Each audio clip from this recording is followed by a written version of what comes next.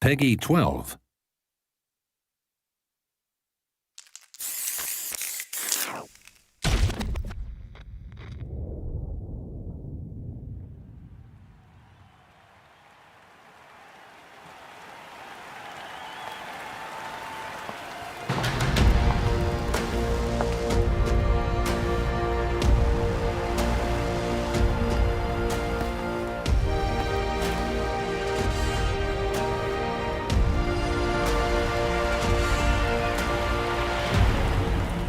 Round one. Fight.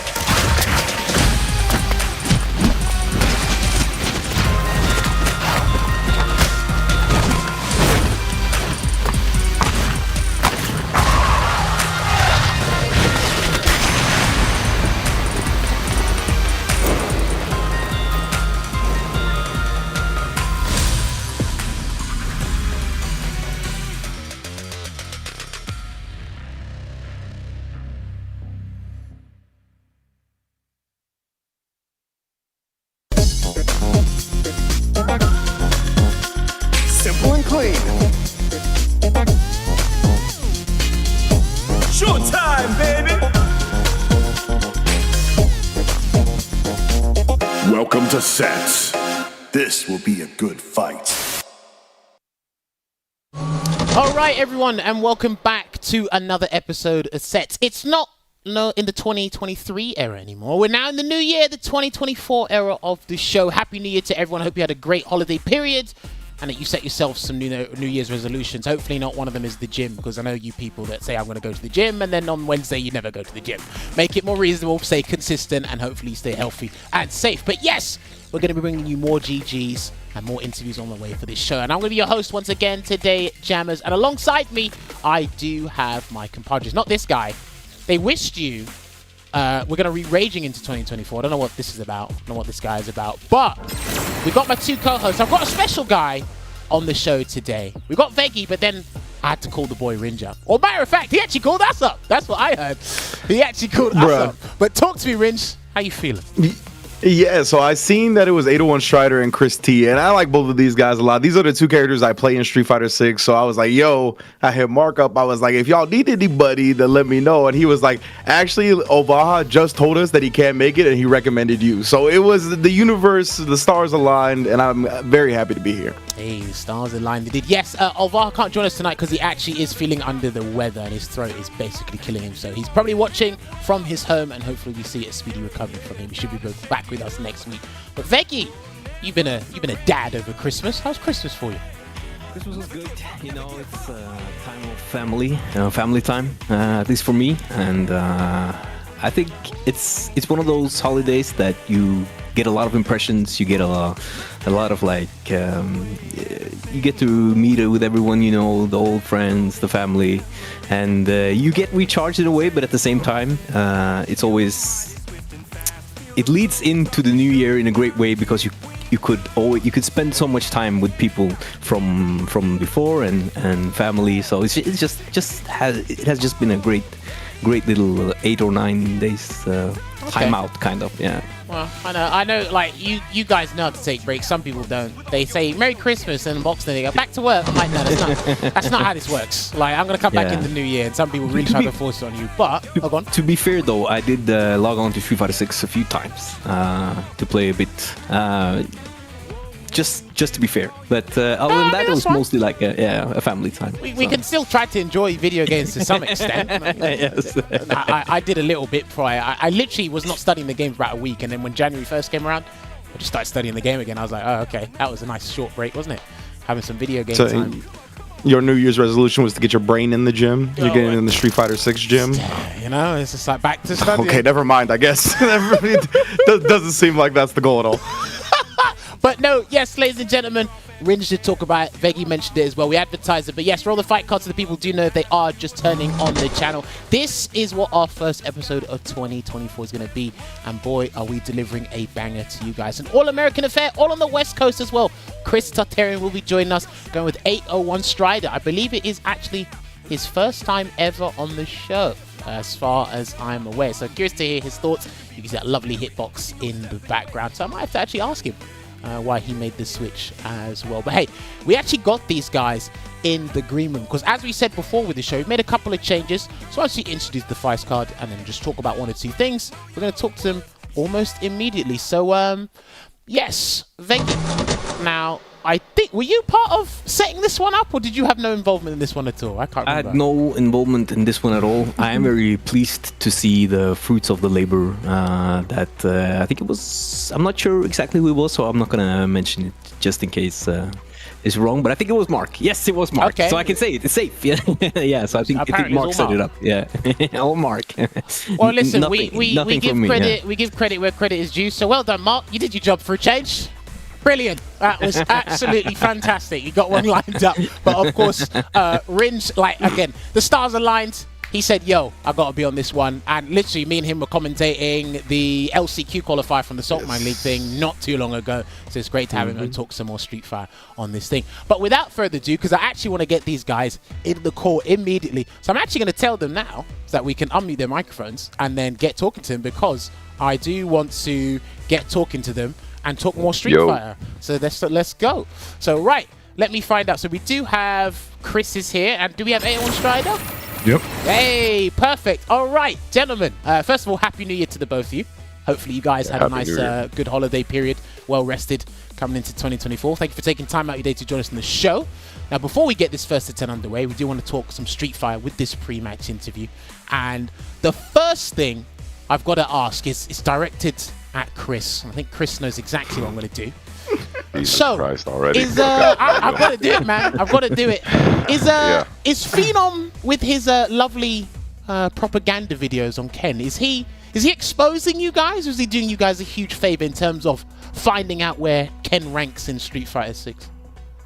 Yeah, I don't know how it would be a disservice, because he's a Ken player as well, and him and I and Angry Bird, we have a group chat that we talk in, and you know, we've been kind of talking lately about how Ken matches up with the other characters and how matchups are going, etc., etc. So we're always in contact, and you know, I'm actually planned on doing this to like ask the Japanese players what their thoughts are.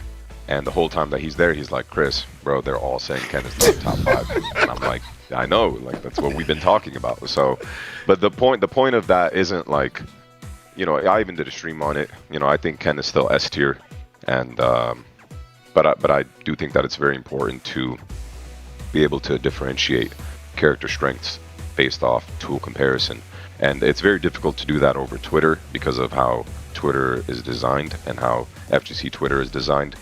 And I feel like it's really important to have conversations like this between very strong players, and I really want to be able to do that, where I can talk to, you know, some of these really strong players about their thoughts. And you know, Gustavo is on there for sure. So yeah, I mean, he's definitely doing us a service, because I'm tired of seeing all the stupidity. If that's one way to describe it. Personally, like, when I think there's so many good characters in this game, and a lot of the top tier characters are relatively close, I think it's such a nuanced discussion at that point that it's very hard for Twitter to be the medium to kind of do that with, you know? Of course, yeah. I mean, Twitter's never the medium for important discussion, but especially not when it comes to like character discussion, you know? No, I mean, first of all, most of the FGC Twitter doesn't even play FGC. They don't even play fighting games. Yeah, for sure. So right, so let me then ask you this then, Chris. Do you think the FGC might have done this for a little while? Do you think they prioritize popularity over performance? And what I mean by that is, because Ken is in such an abundance that you see him online in tournaments and winning, do you think it's like, okay, because he's so frequent, we have to assume he's just extremely strong? Do you think that's the problem that FGC have made for a long time, or is it just SF6 that they're doing it? No, I think, you know, I think it's always been a popularity thing and also a subjective experience with the characters. And because you see a lot more Kens on ranked match, they're definitely not winning. I can promise you that. The only one that's winning is Angry Bird. You could look at the results. I did that on my stream. Just objectively looking at the results, Ken is not winning. And you guys had just mentioned it. in the just a few minutes ago how the week that Gustavo actually won was the TNS or Can opener. There was like 7 other Lukes in there, so a lot of the shift has gone towards Luke. But anyway, I definitely think that it is a popularity thing, and but that's always going to be the case. Ryu, Chun, Ken, you know, these like famous Street Fighter 2 characters are always going to be popular and played the most because that's just what people remember when they're hopping online. And I think it's very subjective experience with them losing and not knowing how to be a better player, so they blame it on the character, and that's just always been FGC like Twitter. I want to build on that subjective point because I think it's a really good point, because a lot of the people that talk about like, oh, these players are downplaying Ken, like the Ken players are downplaying all that. A lot of the time, the only time they're playing against Ken is when they're getting their rear busted online, right? So like they see themselves getting held to L's, and like Chris said, there's certain things that frustrate them and they don't know how to deal with. While the Ken players, like they have way more of a larger sample size because they're 100%. constantly playing the character against every matchup. So it's like, bruh, like I understand that you getting your rear busted and you want to hear what I'm saying, but I've played the character in so many more scenarios than you, like, you know, so yeah, I definitely think that's a problem. A very like silly argument is the oh, how many Kens are in Capcom Cup? You know, that I think that's a very silly argument because you have to pay attention to the regions that the Kens are winning in, and some of the regions are, of course, absolutely very, very strong, you know, but there are other regions that aren't, and that's part of the new CPT format, and I think that people are being delusional by making such silly arguments as that, you know? Interesting. But could I just add on to that? Why do you think that in the West specifically, like Europe and the US, that people are rating Ken so high in Europe and the United States? I'm not sure. I mean, I honestly think like it's all like a subjective thing, you know. Like look at Valmaster. Valmaster is the biggest hater of Ken on Twitter, and that not only does Chun-Li beat Ken, but she's also better than Ken, and it's being proven by the likes of Daigo and Moke and players that are, you know, very well known and have a lot of success in their career. And Valmaster is my boy. Like I'm not trying to talk crap about him, you know, like we always troll, like Twitter FGC among top players, like we'll always troll each other, you know, Ministry of Propaganda, all this stuff. Like people don't realize behind the scenes we're actually homies, like we actually talk. So oh yeah, they only get like a snippet of what you guys actually happen, and again with absolutely one public tweet, everything just goes out of control. That's and why we know how to milk it too. You know, we do know how to milk the Twitter arguments and the conversations for more engagements, and it's business. I definitely have understood over the past few months when some people are doing engagement farming and some people are generally being real with their tweets. I've learned to decipher one or two things. Speaking of going back to the popularity thing, Strider, you swapped from Manon to Marisa. First of all, it's a two-part question. Do you think Marisa is a popular character, firstly? And why did you swap from Manon to Marisa?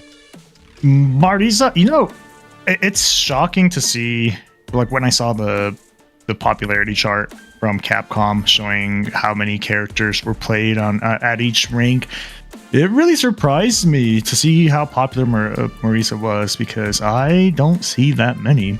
But I do see why. I think she's a very easy character to pick up, and I think at lower levels she's just wrecking havoc.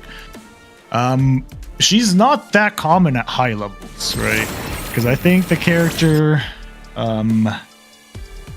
you know, she is simple to use, but a character that's has such slow movement, slow walk speed, and just, you know, overall just kind of seems a little bulkier. They are going to be a bit more difficult to use at higher levels when your opponents can punish you, you know. But I picked her up because she just, I don't know, man. Like, well, outside of me wanting to drop Manon in general, I thought, you know, when the game launched and I started playing Manon, I was huffing and puffing the copium, man. I really did think Manon was it. I was on it. Bro, people, I remember when Justin said that Manon's the worst character in the game. He said that like week 1. Damn. And I was like, there's no way. I refuse to believe that. But she has a command throw. Look, her buttons are so good. Look. But I didn't really understand the way the game was going to be played. I didn't understand the importance of having a strong drive rush, having, you know, super snowbally offense. I didn't really get this. I just kind of saw her from a Street Fighter 5 perspective, like good buttons, good neutral spacing. Like, you know, she does well when the game gets reset to neutral. But the game evolved to a point where you don't want to play neutral. The more neutral you play, the worse it is. Like, you don't want to be forced to play neutral. You want to land your hit and cash out. You know, that's what the top tiers are doing. If they hit you once, they put you in a terrible situation. Manon was getting a medal, and then we're back in neutral, you know? So it's rough for her. I can see that because maybe they were a bit too afraid of giving her Oki after she earned the medal. As she gets stronger, it's like, okay, do we then add on top and double down and really give her the Oki, and then level 5 command grab, guess between combo and 37% command grab can be a bit crazy. So I can see that. My next question to you, because this might be a more subjective one. In your opinion, what do you think Marisa's biggest weakness is, if there is one you can pinpoint? Probably wouldn't want him to answer that right now. Well, I mean, she has a few. Like, her lows aren't very threatening. You know, in a game dominated by, you know, crouching medium kick, drive rush into corner, she doesn't get much from that. She also doesn't have side switch combos. So if she lands a hit while she's cornered, she can't really get an easy corner switch. Those are two of the big ones, and no drive rush combos from her jabs also hurts. But outside of that, like, her toolkit, it compensates for everything else. People say that Marisa's anti-air is bad. I think her anti-air is actually really good. If you compare her anti-air to other characters like, you know, Rashid, or even DJ without a down charge, like, her anti-air is actually good. I think it's just Marisa players have terrible anti-airs. I don't think that's due to the character. Okay. Well, listen, sometimes in this day and age, holding yourself accountable is pretty hard for a lot of people these days. So I like that you like to point the finger and say, look, maybe your anti-airs are just bad. Not the character. It might just be you. Because remember, fighting games are all about spacing. If you've got bad spacing, nothing else is going to work. I can assure you of that part. Now, another question I wanted to ask you, Strider, before we go back to Chris, is I've seen you do a lot more YouTube content recently. What brought this about? Was it because you had more time to play the game and wanted to share the knowledge, or have you wanted to been doing content for a little while? I wanted to do it for a bit, but I was just never really too invested in the game. Like, for Street Fighter 5, like, I enjoyed it. I streamed for, you know, once in a while for Street Fighter 5, and I enjoyed it. I enjoyed the whole process, but I wasn't really enjoying the game too much. Okay. This is different because I'm actually really having a great time playing Street Fighter 6. As stressful as it is, you know, on my stream I get salty and just stressed, and God, I just want to pull out my hair. But it's still fun. It's still rewarding. I'm enjoying it. So I think that really does help, is the fact that the process itself it's fun for me.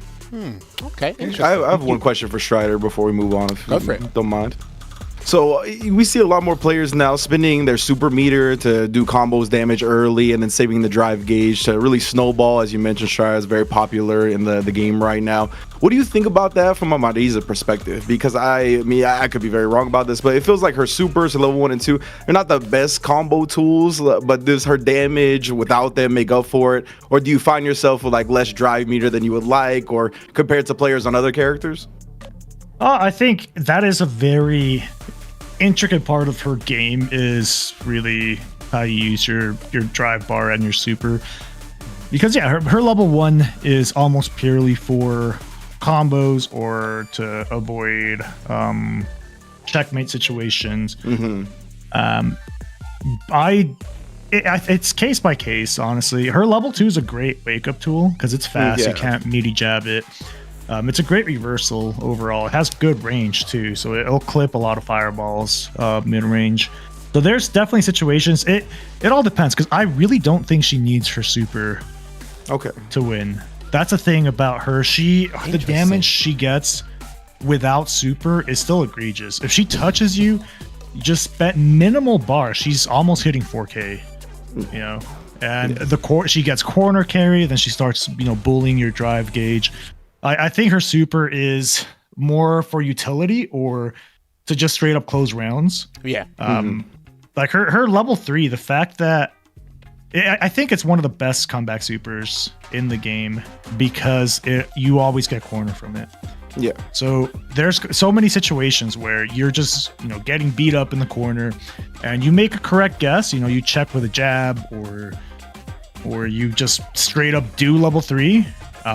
You can come back at that point. You just depleted their drive gauge. You have them in the corner. Like it's has such a powerful position.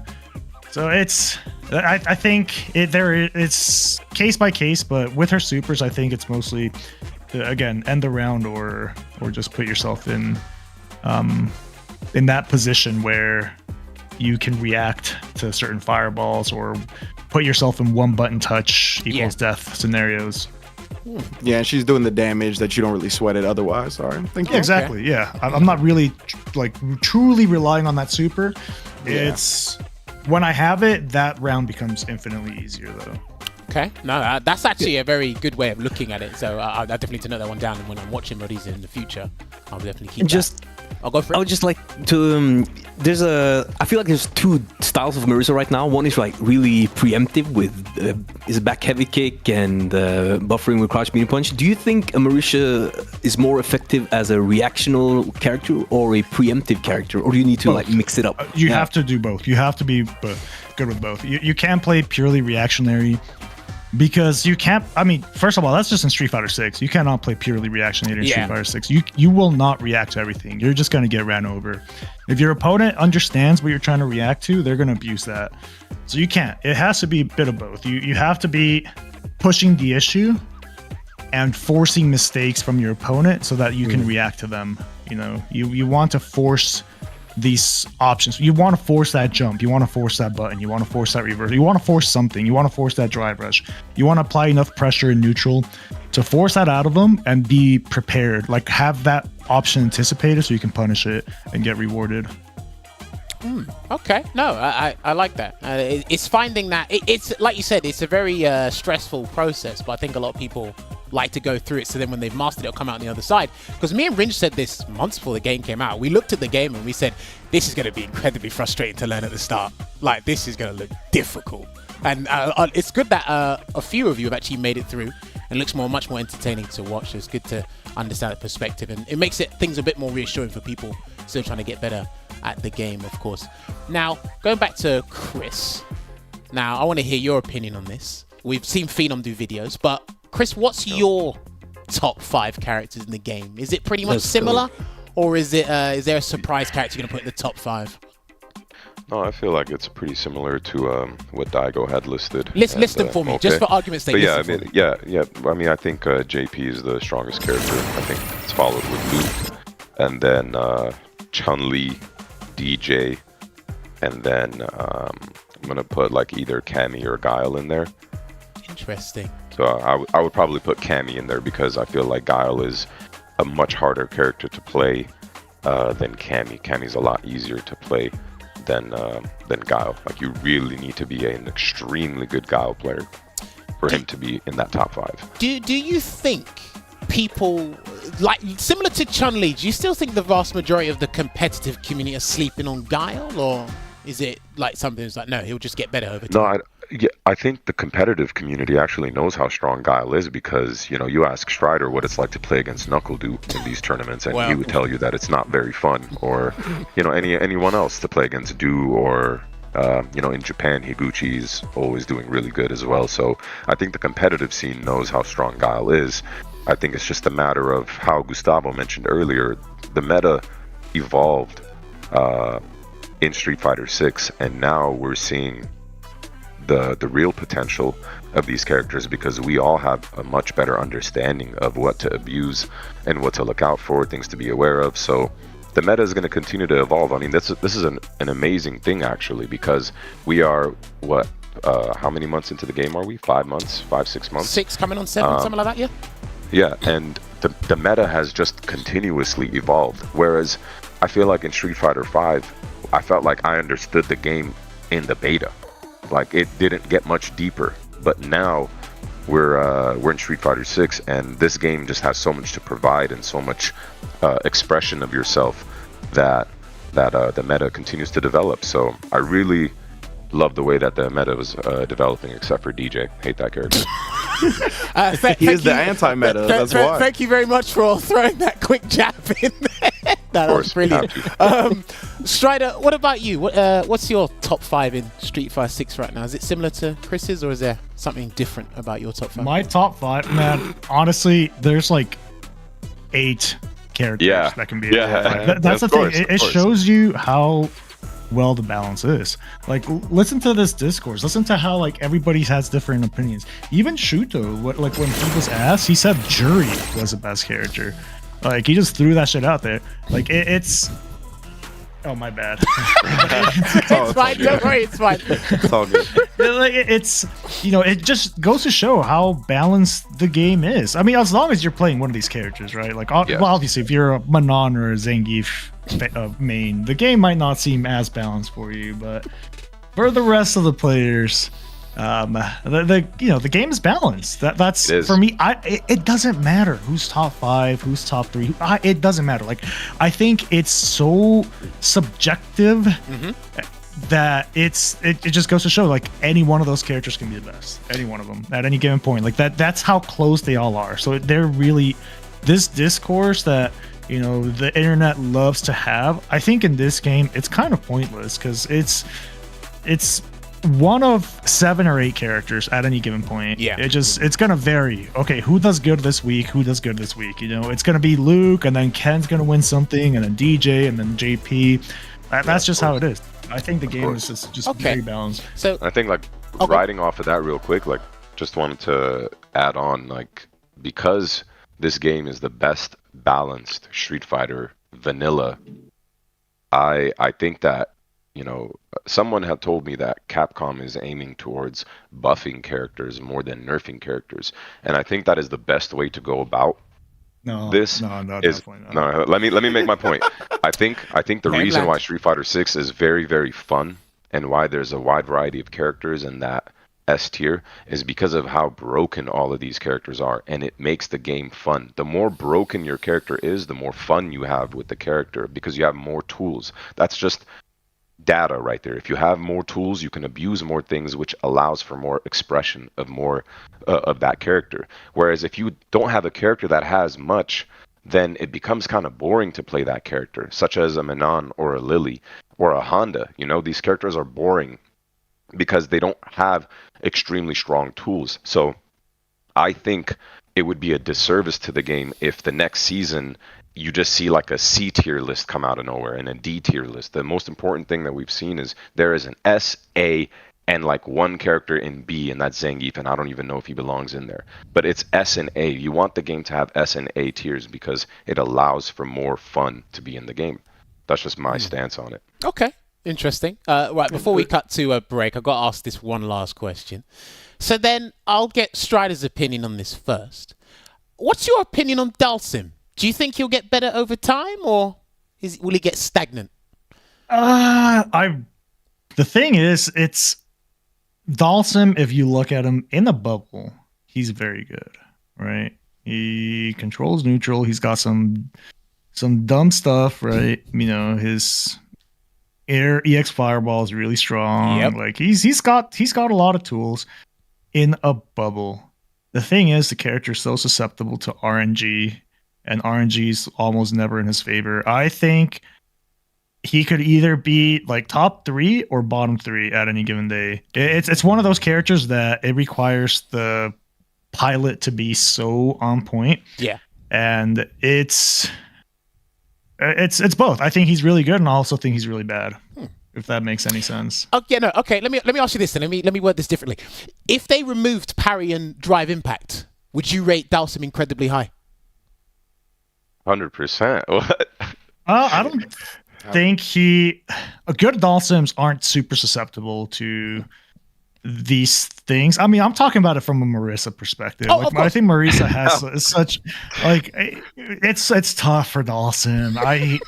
He's got to look out for so many things, and I just got to press buttons, So I think drive rush in general is a mechanic that it just hurts Dalsim really bad. Buffered buttons into drive rush, you just catch one of his limbs, you're in his face. He has no defense. Obviously he can, do the parry or try to, jump up, float, or drill to catch. He has those. He does have some options, but nothing that's like super threatening. It's Interesting. Once you get on top of him, you stay on top of him. His level 2, you can crouch under it. Oh yeah. He has to reversal with a level 3 if he really wants to get you off of him. And when you have to do that, like that's what Geef has to do, man. And ask Geef players how well that works out. Don't worry, I ask him every week and I don't get a straight answer. Then, Chris, let me quickly get your opinion on it. Do you think Dalsim will get better with time, or do you think he'll go stagnant? For some reason, Dalsim always seems to get better over time, or at least that's what happened in Street Fighter V. Yeah. And as Capcom continues to balance the game, they tend to balance things in a better direction. We saw that with Street Fighter V. We saw that with Street Fighter 4 as well, except for 2012. But I think that the game will eventually slow down a bit more with the drive rushes, which ultimately makes Dalsim better. The more calm the game is, Dalsim increases on the tier list, and we don't ever want that. So Dalsim needs to stay on the bottom. Only time will tell in that regard. But yes, I could keep talking to these guys all day. But we are going to take a short break. When we come back, I'm going to get Chris T and 801 Stride in this lobby for this first to 10 that you're all waiting for. So go grab a snack, go grab some drinks, and come back, and we'll get these guys in the first to 10. See you shortly.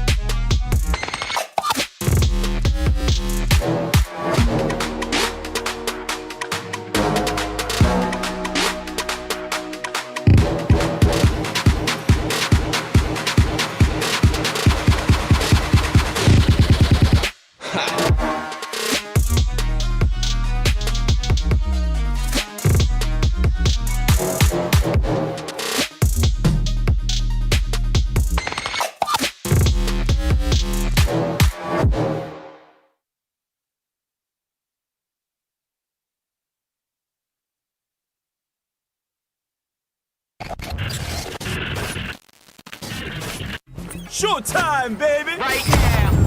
Everyone's got a ticket for this category club is getting a show!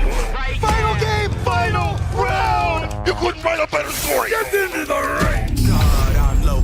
God, my soul. All of my thoughts be dark like coal. Up to the party, y'all don't want smoke. Energize the body, raise up the arm. Right now!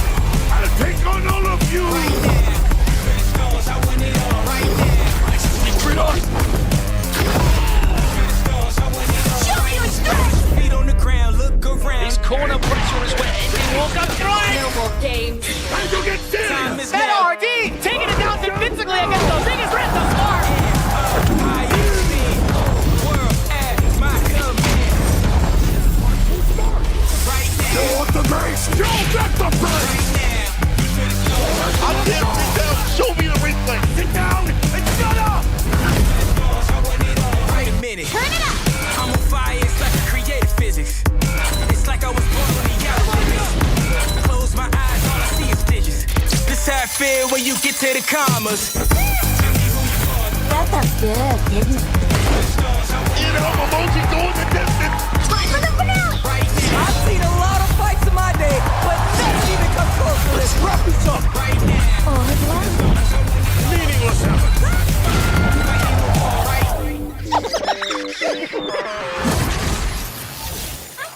all day.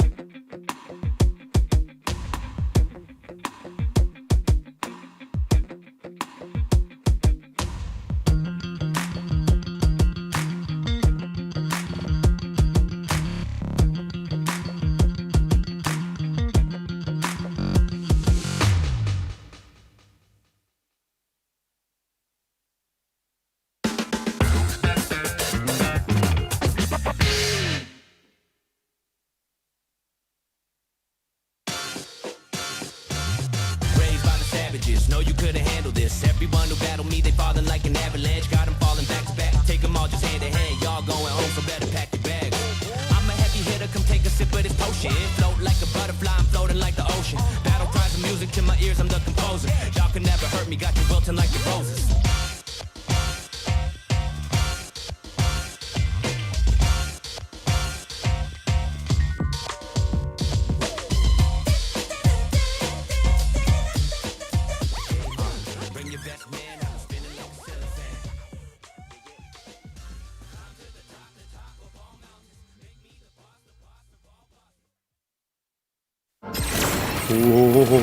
Welcome back, everyone, to Sets, of course, here at Capcom Fighters, myself and Veggie. And Jammers is somewhere, I'm sure. We have to pry him away from the manga, but he'll be here to call some Street Fighter, I know it. And it's going to be an exciting one, Veggie. How are you looking forward to the Strider versus Chris T matchup? You know, I'm really excited for this match because, you know, the legacy these players have. They have great high-level play. They play in a neutral-oriented style, so it's always very interesting to watch how their interactions evolve as they play. So I think that this is going to be like the prime example of reactional Marisa versus Ken, but I haven't actually seen them play before, so I can't be sure that that's how the match will turn out. I don't know if you might have some more like in-depth knowledge about how these two play. The last time I saw them play a long set against each other, it was a while ago, like a month or two. So obviously they've evolved since then. But I am in agreement with you where it's like both of these guys are methodical. They don't really like making the first move that often. They'll kind of like test the waters more than anything else to see how their opponent reacts. So I'm very interested to see who is the aggressor and who kind of tries to set the tone early. Because I'm with you on them being reactionary, slow-based players. Oh yeah, and I'm really happy that we get to see that new costume from Marisa. I think that costume is one of the greatest costumes ever made in Street Fighter. The way the hair is like a helmet and all that stuff. Yes. So good, yeah. Her level 3 in this costume is bananas. What's up, Jammers? Did I miss the memo? Is it time to paint the town red? You know this, you know what I'm saying? I know you like your Doja Cat, Jammers. She's a weeb too. She's a weeb too. You can't lie. I heard Megan Thee Stallion is as well, you know. Oh, big time.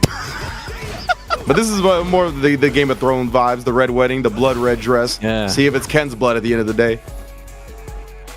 All right, let's see how this goes. So yeah, I'm torn between two minds about this matchup. So I'm going to ask him about this when we finish, because Big Bird was actually practicing with a lot of Ken players on his stream today while he's in Japan. And I know Problem has said, I don't think this is in Marisa's favor. Some people say it's even. I'm really not sure, you know. Yeah, definitely. I mean, one of the things that like can kind of catch Marisa, right, is that her Gladius. Oh no! I mean, well, Chris is dead this round. But Gladius being susceptible to lows, and Ken having such or Ken players, I should say, being so happy to press that crouch medium kick and could blow her up a couple of times. And yeah, I think he just has great whiff punishes on Gladius or Superman Punch if you manage to make her whiff those. So I can definitely see the strengths of Ken in this matchup. Okay, gets that throw there, and that's another thing as well, because Marisa's defensive options are susceptible to throws, the parry and the Scootum stance as well. He can't rely on that. He's trying to the corner here, and Gustavo did mention, he said, Marisa hasn't got side-switching combos. I mean, that's because she could take you halfway across the screen, so... exactly. Yeah, and I mean, Chris is one combo away from death, dude. Like, he's got CA, like, it burnt out as well. This is very much in Strider's favor, even with the deficit on health. That was a really good decision, though, putting into the burnout with the forced true block string with the heavy kick into the Gladius. He blocked. Bait out. Yeah. The like one, classic Strider move. See, and you know what's interesting, right? So there are actually a couple of scenarios in the game, or there's tons of scenarios where you can actually drive rush towards them, and during the animation, when the screen freezes, you just hold down back in the animation. Because you haven't committed to anything, and probably when you press the button, the super's already come out. So it's relatively easy to defend against it. I can't remember if it's Big Bird or Strider, but I see one of them do that all the time. Like, they get the knockdown and they drive rush, and then they have like a timing for their crouch medium punch that, like, if the super freeze is there, they just block, and then if it's not there, they press the button, and then they can go about their day. And it works exceptionally well for Marisa, Ringe, because like she drive rushes after almost every knockdown, even throws. Yeah. So it's like it's almost guaranteed to work for this character. But I think with that, though, that if the opponent is aware that you're using a timing that will block the super and not block for sure, they just block, it should be able to wake up button to interrupt it as you have absolutely. Yeah. So there is some mind game to it, but I think Marisa's offense is just so often based around drive rush being safe if she holds that they just bait it as like a normal option. That's what's so cool about this game is like you heard how Chris T mentioned how it's constantly evolving. The meta just feels like it's constantly evolving. And like you said right there, right? There's an answer to that timing. Like it feels like there's an answer to everything. Nothing is an end-all be-all, which is fantastic for a fighting game. All right, there we go. Unfortunate there for that DP with Chris T. It takes us to a final round in this game too. Owen Strider. One game up. I have the pleasure of watching his stream a couple of times. I do see some of the TNSs because they do go on for a bit late, so I'm pretty much halfway, or basically asleep when these things are happening. But what I do see is he's having a whale of a time, and that might hit. No, because it has got relatively slow starter, and he didn't get to the corner. And there you have it. This is going to be a level 3 for his troubles. Take him there and give Chris the advantage in drive gauge. What's he going to do, drive rush or just leave it? Drive rush in. Yeah, he's got so much drive gauge, why wouldn't you at this point, right? Oh no, maybe a little bit too soon. Ran into the fully charged Gladius on the medium kick attempt. And it looked so hopeless until that fully charged Gladius hit, and then it was just suddenly more even on live with a crouching medium kick from Ken, the staple starter and sometimes finisher. Well, just make sure that Christy can close out the second game. This is different from last time Christy was on the show when he had like a 10-0 scoring, so we're definitely in for a different kind of ride this time. This is interesting, right? I like that last little sequence there because Ringe literally brought that up at the start. He literally just goes, okay, Gladius, you try Gladius, I'm a low forward. And if you're charging the Gladius, it makes it even easier for the low to connect, right? And the thing is, I think a lot of the reason why people hold Ken in high regard is pretty much anything he can do, he can convert and put you in the corner immediately. Not everyone can do that. Remember, Run Tatsu is probably the best screen carry move in the game. They just don't have to articulate that part. And you heard Strider, right? He's like, this is a game that's kind of dominated by low forward drive rush. He's like, the characters that don't have it, they have to work in some different ways. And Maurice is one of those characters. DJ's one of those characters, right? But they have these cool anti-meta tools that like actually win in scenarios that you find yourself in a lot. So I really like that both of those characters are still really good. Like Strider said, he's like, I got like 8 characters in my top 5. What's crazy is I do too, and then not in that top 8 is Mariza, Rashid, and Dawson, who have all won major tournaments, right? Well, so it's there like, you go. you know, it's wild to see this. Oh, man. All right, Fireball's his way in. He's not going to be baited into doing a phalanx just yet. He does have to... Oh, okay. Well, he did one there. I wasn't thinking he was going to do it so soon, but he did. So... I'm interested to see if we'll see one of those random, or not random, but like instead of doing the light Superman punch, just doing the EX one in anticipation of the drive impact, just to blow it off and set that mind game properly. I wonder if that will be a thing. Well, I think Chris is aware of it, and he did say, or Air1 Strider did say, it's like, look, if you identify what your opponent's trying to react to, they'll abuse that and do something else. Or there's 7 other different options. Really throw you off guard. It's a Gladius on hit. Do you know if you can interrupt between that stand heavy punch target combo? I'm not sure about the stand heavy punch. I know that the stand light punch string has a parry opportunity there. I'm going to take a wild guess and say you can do it with the heavy one unless there's too much blocks on the fierce. So I'd have to double check. Yeah, maybe not after the drivers, because I see that a lot. Oh, it should be. Chris, and also into level 1, saving the super bar. Really good stuff. That was sick. Yeah. Level. You see Chris like. Yeah. I was just going to say that. You saw the crouch medium kick solo because he had no drive rush or anything like that, right? Chris is not a two-piecer a lot of the time with Ken. Like Daigo, I've been watching Daigo at the Fav Gaming Cup.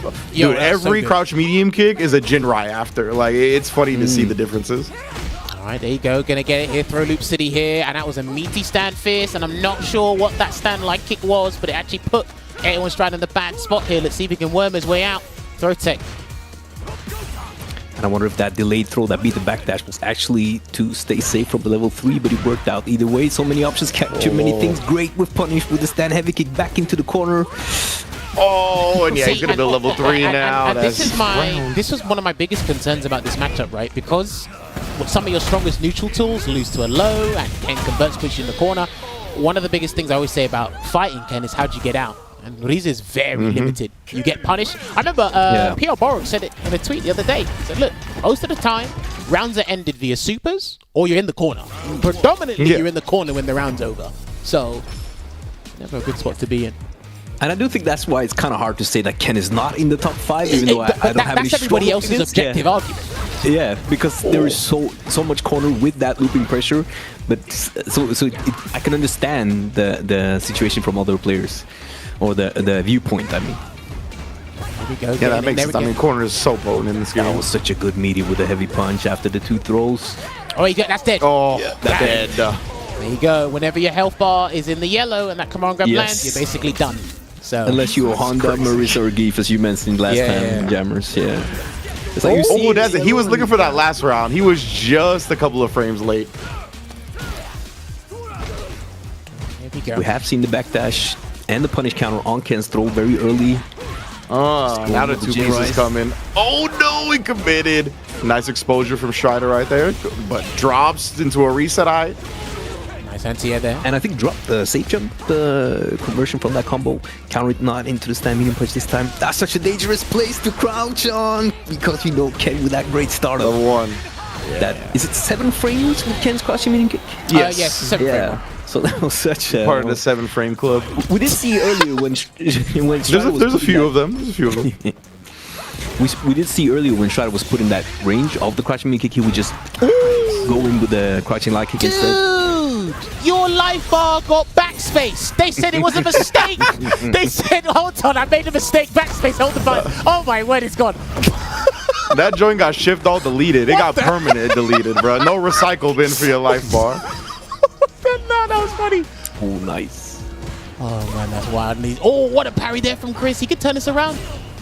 Exactly. Chris had the parry right. Drive impact back would have got him killed, but finds the feed anyway. Dude, that stand medium kick from Reese is actually pretty good. It's got 4 active frames. I've seen it used in a couple of meaty scenarios, and then when you connect it on Drive Rush or even a meaty, you get I think you get the Magna Bunker behind it. Like, I think it's a decent poking tool. Like, seriously. Definitely. Yeah, you mainly just see it used like off of drive rushes and whatnot, but definitely you can use it in the neutral, in round closing scenarios especially. And see, the other thing I think why Marisa has a fighting chance in this is because, like, she can force mistakes from all of her opponents, and if Ken DPs, like we said before, Ringe, we've commented in the CPT, you don't do double the damage against reverse anymore, you do triple the damage. So, yeah, like, Ken can't really just, like, DP arbitrarily and wake up all the time. It's a mind game, but not against someone like her. Chris, nice jab sequence right there. Caught Strider trying to take his turn between the second and third light. Oh, and then again, just harassing crouch medium kick and Jin rise. Nice jab there from A1 Strider. There's a command grab. Is he going to do another one? Is he going to delay the roundhouse? He's going to delay the roundhouse. Oh no, that was sick from Chris. but he didn't convert. Yeah! Oh, you know what? That was sick that Chris never pressed the button, because he pressed the button, that crouch is going to connect. Yeah. Oh, he's done. I think he's done. Yeah. Super good chip. Oh, man. Some real good stuff happened in that round too. Yeah, and I think like like Strider actually getting the challenge after he had gotten punished for trying to challenge the light sequence before. He just stayed stubborn about it. Chris thought he would switch it up. I like that a lot. Okay, good block there. Didn't want to do jump back jab. I remember someone did mention, and a meteorite will connect. That's going to do like nearly 3,000 damage there. Noise. I remember someone did mention it's like, since Marisa's anti-air game in terms of dealing with cross-ups is not really good, you have to get your reactions on jump back jabs pretty much on point. I haven't really seen that from Strider just yet. He's accepting the blocking. Oh my. Bro, the bars of drive gauge was getting deleted. Dude, these characters, in like, especially Marisa, I think she's one of the best at like basically stealing your drive gauge. Oh, yeah. With the heavies and everything. I've been looking into it recently. I'm like, what the hell? Like, it's still out. Oh, she shows up with the Pooh Shiesty, full face cover. Give me your drive gauge. Like, no joke. Ooh, both burnt out at this point, though. Chris has got a level 3. Chris has CA. Yeah, it's a lot of chip, bro. Oh, he doesn't need it to chip now, though. Just go straight into it. Off of the Jin Rai. CA. Oh, no Marisa way. health. That's not it. Marisa health. I was so sure that was going to victory's not yours. And I was so close. He needed the first part of that to connect to get the cinematic. The second part, it used to catch people in the first couple of weeks of the game because you didn't know there was a second part. Yeah, you try to punish the flying and you get hit on the way down. Seen that quite a few times. Not today though. Probably. We try to let that drive rusher rock a little longer, blow up Strider's fuzzy timing, but that was a good D. Trying to bait something there, not quite, and I see it. Chris held the parry and then drive rush immediately. You can change the time of that at any given point. That throws off any player. Oh! I think he saw like the buffer, and then all of a sudden he just did stand fierce. Like, whoa! Oh! Violent. 30% of Gladius taken away. Yeah, I wonder if he was trying to throw the Gladius, just input it too early because there's no like, you don't slide with the throw. You only slide forward with the buttons, so it can be harder to time the throw or the punish. Throw is like one of the things that people use to stop their momentum, right? Exactly. It almost seemed like it happened too soon. Nice baiting with the jab. Nice That's punish. not safe. Yeah. The triple kicks. And that's going to be the He round. just takes the plus frames this time. Yeah, he's got level 2 and he gonna spend it. Yeah, why not? Why not? Of course. Be efficient with it. Take the round there. And then get the advantage here. Chris is trying to slowly get a nice buffer here in this first to 10. Nice load with the check. It feels like Strider's forced to be the aggressor in the matchup. Kind of Chris T just walking back, letting him come to him. And when Chris is in the zone, it is very hard to just get in on him with a character like Strider said, that's kind of slow, relies on the opponent slipping up from time to time, or maybe just a good Superman punch. Well, I mean, nice interruption there to stop the Gladius from taking away some drive gauge there, but he actually spent 2 bars on his own volition to get some damage, because reversals are basically drive reversals that hit you. So, nice back throw. Yeah, maybe he has to do more like Gladius up front if he gets the opportunity here, but he's not going to get it this game because he's going to be finished with the level 2 super up. And that'll be 4-2 here to Chris. Yeah, definitely. Maybe some raw stand fierces in the neutral a little more, maybe charge him up a little bit at this range, because Chris is doing such a good job kind of getting into that crouch medium kick range, try to hit him on his way in, something like that. And I do think it's more dangerous to be preemptive for Marisa against Ken in particular, because the stand heavy kick has such a good property for whip punishing the body hurt box of the opponent. And then you also have to kind of wait for the jump in, which is so strong, so you can't late ante, you have to be ready for it. So maybe that's why it feels like he needs to wait more, but when he gets ready though, he gets the reaction with punish into the corner, let's go. Well, dude, gets the safe jump there, jump back jab, good reactions there from Stride. He tried to charge up the forward roundhouse there, but the sweep got to him, beat him to the punch. Man, Chris's sweeps have been so on point. When he's seeing like a Gladius or like that back knee come out, he just sweeps it. And that will kind of encourage Strider to change his timing if he feels the need to do that. But because Chris is switching up his low attacks, he doesn't know which one to deal with. The throw, how's Chris gonna play this? Double up on it, or he's gonna keep going? Oh, he thought a backdash was coming. I think that's why that jump came out. Or maybe to avoid the level 2. Strider keeps trying to challenge on the light strings and he just keeps getting hit. Chris has kept it nice and tight, not trying for a tick throw, not trying for a medium after, just straight lights. Dude, seriously, I think Cammy and Ken have probably the best light strings in this game. And they are definitely so up there for frustrating. sure. They're so frustrating to deal with when you think you can challenge but you can't. Nice trade. Yeah, that's not bad for Chris. It's not bad for Strider either. But Strider doesn't make his way back in and he finds a crouch medium punch.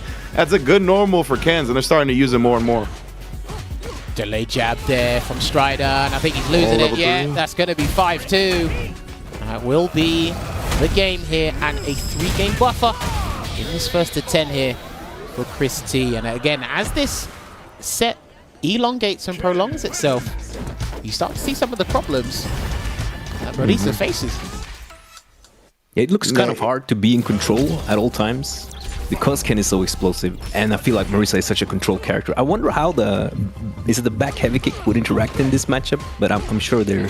What, the one where she like spins around, the one where she swings, that's just stand heavy kick. Exactly. Oh, that's stand heavy kick, and his forward heavy kick is the other one. Yeah, exactly. Yeah, that's forward heavy kick, the one in the Gladius. Yeah. And you have to remember as well, whenever Strider thinks he can get started, the Shoryuken comes out. And when he thinks he can make the comeback, he's already trapped in the corner. So he's already in a not too good spot, detrimental spot. Here comes the fireball and trap. Chris saved his drive gauge with that too. Yeah, he did. And he's really aware that after that target combo, he has to commit right. Oh, so there's a frame trap. Is that going to be the runs? Yeah, that will be it. Oh, I keep forgetting she can combo into that from the wall splat. I keep forgetting. Yeah, that's really cool. And that changes the scenario because if you did leave, or sorry, if she did live, it's a hard knockdown scenario instead of a back roll, so it doesn't matter in the corner anymore. Chris, what a read right there, just jumping in on the Gladius. Huge reward already. Another fierce. Oh, my man slumped him in his jawline with that knee, but what? Shake the corner. Gonna replenish as much drive gauge as possible. He might do a drive rush bait with the jab, or he might go in. I can see drive rush. I think he's gonna drive rush and then just hold block. Oh, yeah, that's usually what I see right there. They do that for the timing of the crouch medium punch. And that was that timing that would probably work against the super as well. Saved his very drive nice gauge. reaction for Chris T. Yeah, prevented the burnout there, did Chris. He can still win this actually. Slowly chip at him and then he's going to surprise him. Probably the drive rush cancel. Yeah, there it is. Yeah. It was coming. It's like, okay, you just have to wait. Because remember, there's the extra scaling on a low forward and Marisa's got a slightly bit more health. So it's like, you got to chip him down a little bit and then surprise him.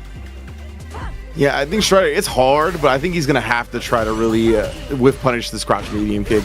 He done it once. Yeah, and with her movement speed being slow, it's hard to walk in and out of that range without actually like having to deal with it. So it's tough for sure. Well, he did discuss as well that the Marisa has slow walk speed, so it doesn't help. Ken can literally walk into the range where she thinks she's not going to get clipped, and she does. All right, now here we Chris go. just piling on the offense, man. Another level 3 is going to be the drive gauge advantage as well. He has plenty to finish this round. Yeah, by using that level 3, he switched around the egg timer. Now the drive gauge advantage is in his favor. Nice jump back jab. He's got to get a wall splash or something. Oh, never mind. Definitely not going to be cornered when that burnout comes. Oh, this is good. No, this is good. Yeah. This is good. This is. Nice air to air. He needs to milk this burnout for as much as he can milk it before stunning. No, this is good. He does it now. This is good. He might have to. He can build to level 3 or no? Yeah, he should be able to. Maybe? Yeah, he'll get level 3. Yeah. Oh, you're dead. Yeah, you're actually dead. It should be finished. Yes. Yeah, he's dead for sure. And ladies and gentlemen, being optimal in this game is probably more vital than in previous Street Fighters, only because of the meter awareness and drive rush cancel helping you with that. I'm gonna have to look into this later down the line, but I need to see how much meter certain moves are building in combos and see where the real meter is being built. I know with Chun-Li it says stomps in one of her combos. I think with Ken it's stand face, because there are specific moves that build you a chunk of meter, especially when you do a drive rush cancel from them. So. Oh no! Oh, does that combo? That's the punish. Yeah, that's great. It was off crouch medium punch. I'll check. Oh, he wouldn't have done it if it didn't combo, so he must have got the timing wrong. Oh, he tried to bait the Shoryuken, but he's not doing it here, Chris. I'm glad you give these players the benefit of the doubt, Jammer. You got to look at it from different angles. Lovely option select there, the Shoryuken, and is he gonna nope because it loses the throws? Yeah. We spoke about this. And now it's such a dangerous situation, and there's that low, just in range for the Gladius. It was off punish counter crouch medium kick, right? Yeah. Oh, you mean the sweep conversion or something else? Yeah, I'm talking about the sweep conversion. Oh, he done crouch medium punch punish counter, and then he went for sweep. Oh, crouch medium push punish counter. Let's see. Yeah, that should work. Okay. See, I love how Chris is able to harass Marisa in that range of crouch medium kick and closer. It just looks so torrid for her, seriously. It does, like, yeah, and I want him to try to like walk out of it and get that stand heavy punch whiff punish. He did it once. It's just so difficult. Way easier said than done. Of course, whiff there it is, though. That's what I'm talking about. I think he's got to spend. Good looking out, Strider.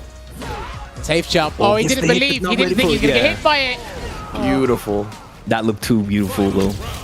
Crouch medium kick, slight delay into the Superman punch. I'm just glad I got to do my Jammers impression. Oh, nice blocking. The delay jab after that reverse there. Ooh, you see, he punished the fireball with that too. Wow. It's the strength of the claw. Nice, I like it. So neutral jump. The next one, so ready to just drive rush. Doesn't get the full conversion though. Gotta give him still a great situation. Gotta give him credit for the improvisation there. Who'd have thought about that? All right, gonna change the tides in terms of the drive gauge here and recover as much as possible and put Strider in the danger zone here. Stand fist into stand fist drive rush cancel could work. No, but he's gonna jab it first. Ah, that's even better actually, and that's even safer. Oh, he's burnt out. No, actually, no. Spec out left. Oh, Spec drive left. Yeah, should have. But he's got no meter, so Strider can drive. Oh, he can't drive rush. Chris has the DP or he's lost. Oh, yeah, it could be the meter. Oh, he just does. He tried to insta parry. That's Gabe. Yeah, Strider, nice job. This set could have got away from him, but the back-to-back wins, we close now. Yeah, there you go. And there's that victory pose you all know and love. 5-4 here right now, and again, Strider finding his way, and when he does land the big damage from whiff punishes, it does work. Misses his command grab there, unfortunately. He was looking for it, that whole start of that round right there before he committed to the pressure itself. It's interesting because he'll either do, Chris will do the DP option select on drive rush cancels, or he'll hold up if he feels the command grab's coming. There's a DI. Big damage. Beautiful exposure. Safe jump coming in. Interesting. I see that he woke up quick rise. I see the Japanese players, they just back roll and deal with the knee in the front. They don't want to deal with the cross up. And again, just the jab sequences coming through. Chris trying to close out this round. Oh, tries to find the Superman punch, but the stand like it's just too good at closing out rounds. You got the kryptonite pedicure? Yeah. Look at that. That took almost 2 bars of drive gauge, mate. She is pilfering drive gauge since the start of the game. We're going to get side swap. Fighting back. You're not taking my drive gauge. In there. Yeah, it's a great call going for the super sometimes too, not just the DPs, just to make sure that you can survive if it is blocked. Yeah, exactly right. You preserve some of your drive meter. Yeah. You switch side. In Ken's case, it's definitely very nice. You see a lot of players do that mostly only when they're close to burnout, but seeing that like intentionally done further out from burnout is very interesting, and I think it's a smart way to do it. That was cool. Gonna reset him in the air, but Chris T disciplined defense. Oh no, conversion from the knee, and now Strider burns himself out with the pressure. Perfect parries the Gladius. Still though, that scaling's gonna hurt. Is it gonna be ready? Oh, he done a jab. He done a jab. Yeah, and it looked so early that even if he canceled, it might not have got to cancel out. Ouch. It's like, you know it's coming, but is it coming before the drive rush, after the drive rush? Is it coming on the button? Is it coming on the delay button? There's so many things to look for. It's just unfortunate. And that, listen, that could have been a situation that Chris is building up to over time.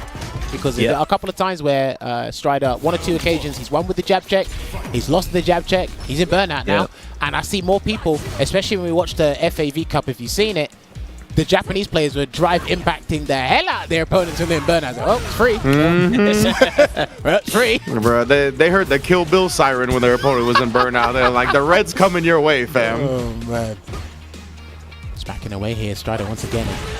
Nice. Also ready. Beautiful reaction. Leafy this time. Yeah, and Strider thought crouch media kick was coming. That's why he did the Gladius. This is 10 steps ahead. And Christie's so good at making the right calls whenever he has Strider cornered.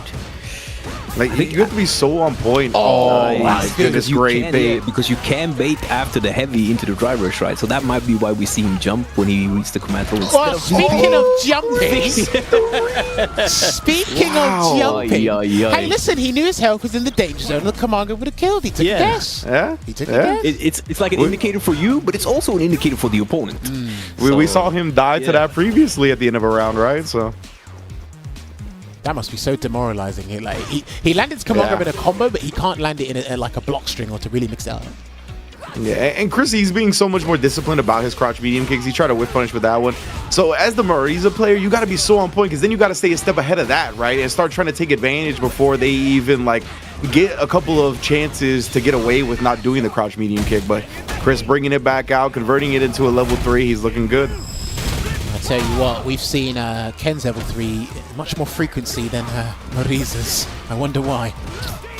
Yeah, burn himself out though. Yeah, man, do it by your own admission. Yeah, exactly. And now Strider manages to build back a lot of that bar, so he's not really in the danger zone. No bar for Christie. Should he get a hit now? It could be just that could be it. Lights out. But there's the drive bars back. Perfect drive reversal there. That's not gonna work. Nice. Is that gonna work? Yeah, that's not gonna work. Too far. Nice. I kind of feel like Christie knew that spacing that far away was safe. Yeah. Fair. But you kind of want, Well, the thing is, as far as I'm aware, the hurtbox around Fireball characters' hands is not as large as it once was in SF5. So some of these supers you'd think maybe would not hit, as long, yeah. Some of the supers you think would hit, it's just like, well, they just land right in your face, and then we just go do do do do. Yeah, I also think Marisa's level 3 probably looks like it goes further than it does when it lands. Yeah. Oh, there's the this is huge. Definitely. That hurts a lot. Triple the damage. Oh dear. Yeah, this is all the way to the corner, but misses the drive rush, or baiting maybe with the drive rush, or the parry cancel, no drive rush. Nice backdash. No, not in left time. I like that. Counter, though. Oh, Chris is not blocking now. Okay, good block. I think he's worried about his drive gauge, but drive rush again. Yeah. Keep the pressure going. He thought Chris would reversal, gave him a space, and Chris converts here. Do or die. Yeah, do or die. And he blocked it. Well done, Chris. Oh, no! But he doesn't get the punish probably because of the side switch. Yeah, I think it's the side switch that got him. Yeah. Oh, he's got level 1. He's buffering level 1. I can't believe that. I can't believe that, bro. Gets the air, but the heavy punch does more damage. The hammer of justice. Wow. The hammer of justice doing the Lord's work. Oy, oy. Oh, man. It's a gladiator to a paladin, fam. You know? My side switch. Here comes the fireball trap again. Oh, not even. Hey, that's forward then for the fireball. Yeah, it was interesting. I'm trying to switch it up a bit. Oh, he's going to put near burnout. I think he has to hold the burnout. He's going to hold it. Pretty much, What? yeah. Oh, Yeah, that was nice. Tried to spin the last of it on the Yeah. armor, just got thrown out of it, trapped up, strung up, 8-4. Well, here's the thing. That's what made it even more detrimental for Strider, because it's like he knew he had to hold the burnout if he blocks. So it's like just pick an option. Yeah. And unfortunately, if you held sure. parry, loses to throw. You did the stance, loses to throw. So it's like Yeah. look, we were writing your death warrant for you. You're not gonna burn me out. I'll burn myself out. But why not? Why not, man? He's been so good at escaping the mix-ups with the command throws, guessing right on the DPs, guessing right on the level 1s. I wonder if there's a technique to this. Yeah, right. He just looks very right. Like, yeah, I wonder if there is. Like, gets this right so much. Oh, and ready for that? That's the first time in 12 games, I think, a raw drive impact like that. Still very. That was very impressive. It really do be like that, though. Sometimes somebody is so right that you're like, there's got to be something I'm missing, right? Like what are they doing that they're seeing? Oh, that's going to be the Fights round. the hit. That will be the was round. so good. He's going to play it safe then, end with the phalanx. And just spend it all. Close it out there. Trying to stay in this fight. And again, some of these games are gone to the final round here. And Strider's been putting up a fight, but it's just Chris is able to just close things out in such a comfortable fashion as well. And get the right read on the end-fold command grab like you guys have pointed out before. Yeah. Oh, the so hard in the gets corner. clipped. I mean, look at this. Now the throw.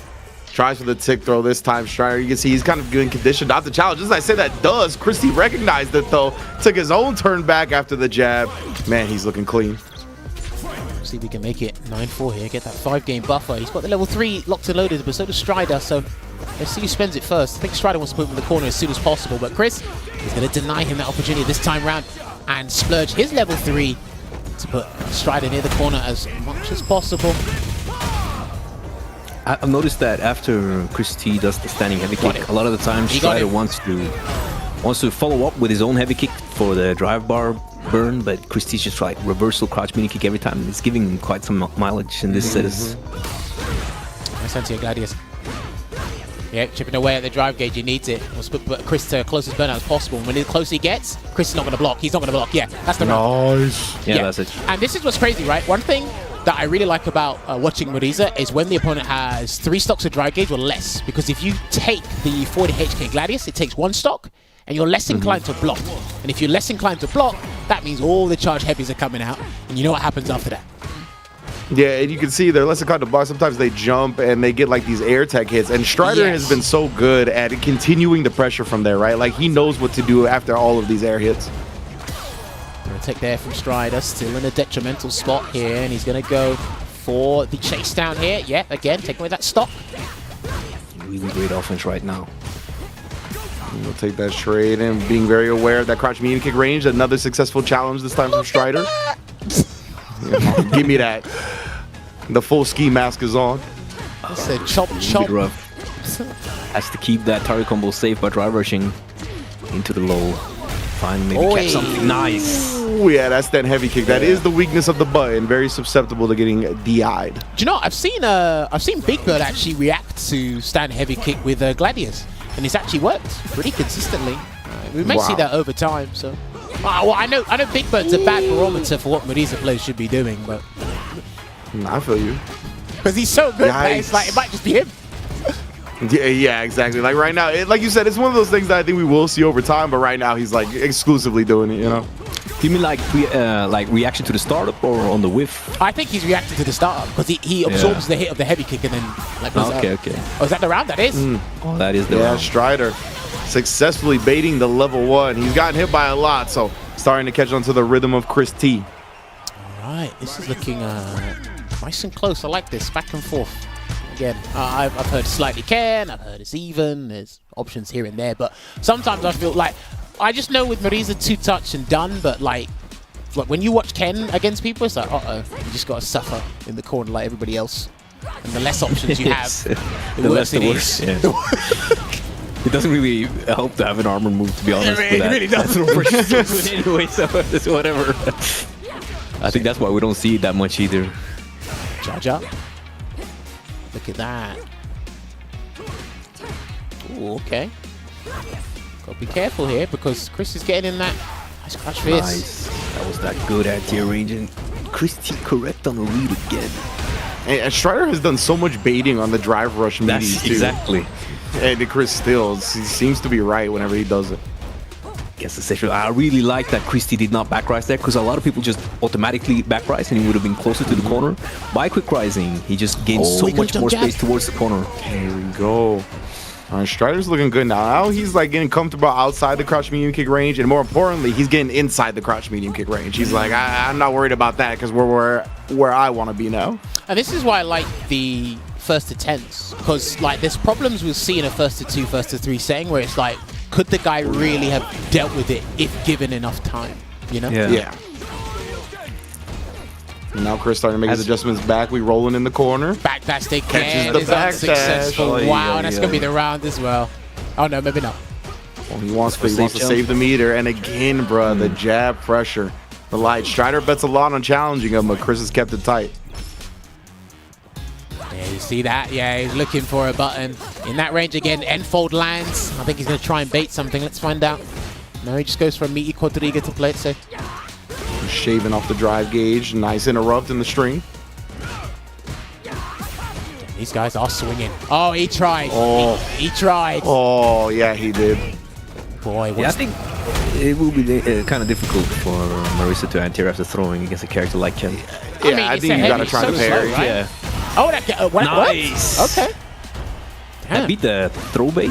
The bait with whatever it did, it said punish down. It worked. That's all I care about. Yeah, Chris did commit to something after the drive rush. Man, he's got to be careful here. Very low on the drive gauge. Yeah, you see the jump. He starts his own offense. Very successful.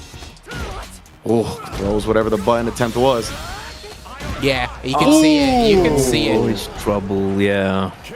Threw the mess out of it right there. Level 1. Of course, not invulnerable to throws. Chris T on set point. Right, so yeah, the level 1 is 19 frames startup from Reese, I think. Yeah, 19 frames. Yeah, and it's long. not very invincible, so yeah, good luck with that. But it does change if it interacts with the button, right? It launches it. The damage doesn't change. Yeah, it just launches you. That's it. Yeah. Yeah. There he goes. Again, bro, the jab pressure. Oh boy. Are we going to see the... Yeah, of course not. I was thinking. Hey, look, man, your boy said, do you know how risky it was to throw JP 8 times in a row? Like, Phenom, you're not helping yourself here. To be fair, though, that was kind of risky. Nice interruption with the jab. Yeah. It was. I love Phenom, but sometimes. I mean, you can die from one. Anyway, let's go back to this. Man. This does... Oh! Alright, we're going to get the violent skin. He hasn't done empty jump throw from that safe jump, has he? He's only just jumped for the... He's only literally just gone for the safe jump in that scenario. Oh, he's getting Put the drive gauge in the bag. Oh, never mind. He's got a gun too. That was the... You call the cops for you, not me. Hello? Is that... Oh, they're not for me, they're for you, mate. Back throw. Takes it to the corner here. This is match point for Chris. If he gets a DI, he closes out. But that might be it. I think that's it. The level 2 is going to be enough, even with Marisa help. Oh, never mind. Wake up, CA! Ah! The Marisa health saved her only for a moment. Well, there you have it, ladies and gentlemen. Ken Masters, surprisingly enough, showing you why he's a bottom 7 character. He wins this exhibition. Let me see it. He's not good at all. It's Chris T. It's all Chris T. I'm being dead serious here. I'm not even trolling. Chris T is an amazing player, and Ken is just not that good. However, with the skill of the player, you see it go here. And I enjoyed that set. Chris, he taught me a lot about that exhibition there, so I'm going to make some notes and definitely keep that in for future matchups when we see it against buddies in general. But now, honestly, hope you guys learned a lot about that just as much as my 2 co-commentators here. But what we are going to do is we're going to take a short break. When we come back, we'll set up the courtroom. We'll try and get Chris to defend himself. We'll do that. Give us 5 minutes.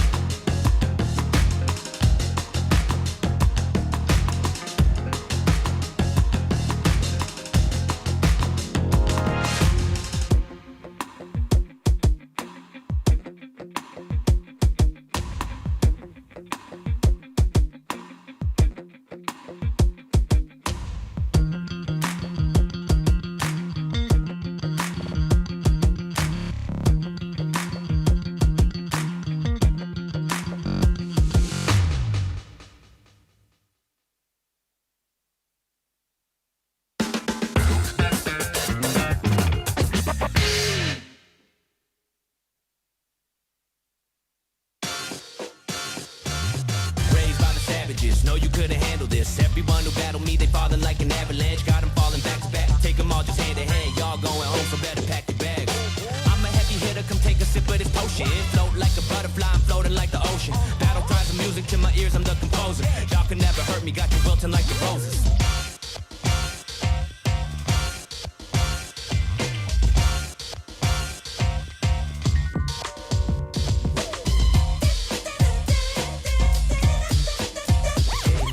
Bring your best man, I'm spinning like a ceiling fan.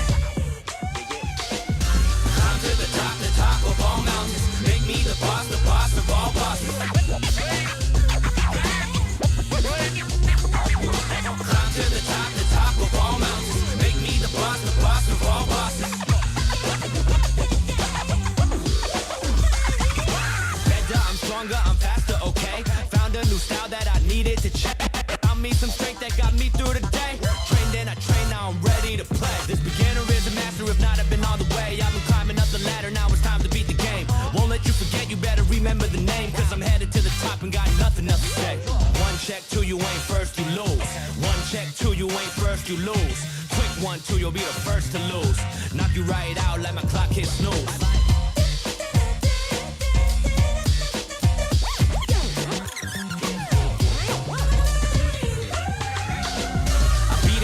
Cause my build is so different. All my fear, I got rid of it. I'm a product that's limited. Different ability, better step up your stamina. When I step into the ring, I turn from human to animal. Straight to the top, that's exactly where I'm headed. I'm the best that ever did it. When I said it, I meant it. It's the end like appendix for all of my competition. I'm the best that ever did it. When I said it, I meant it.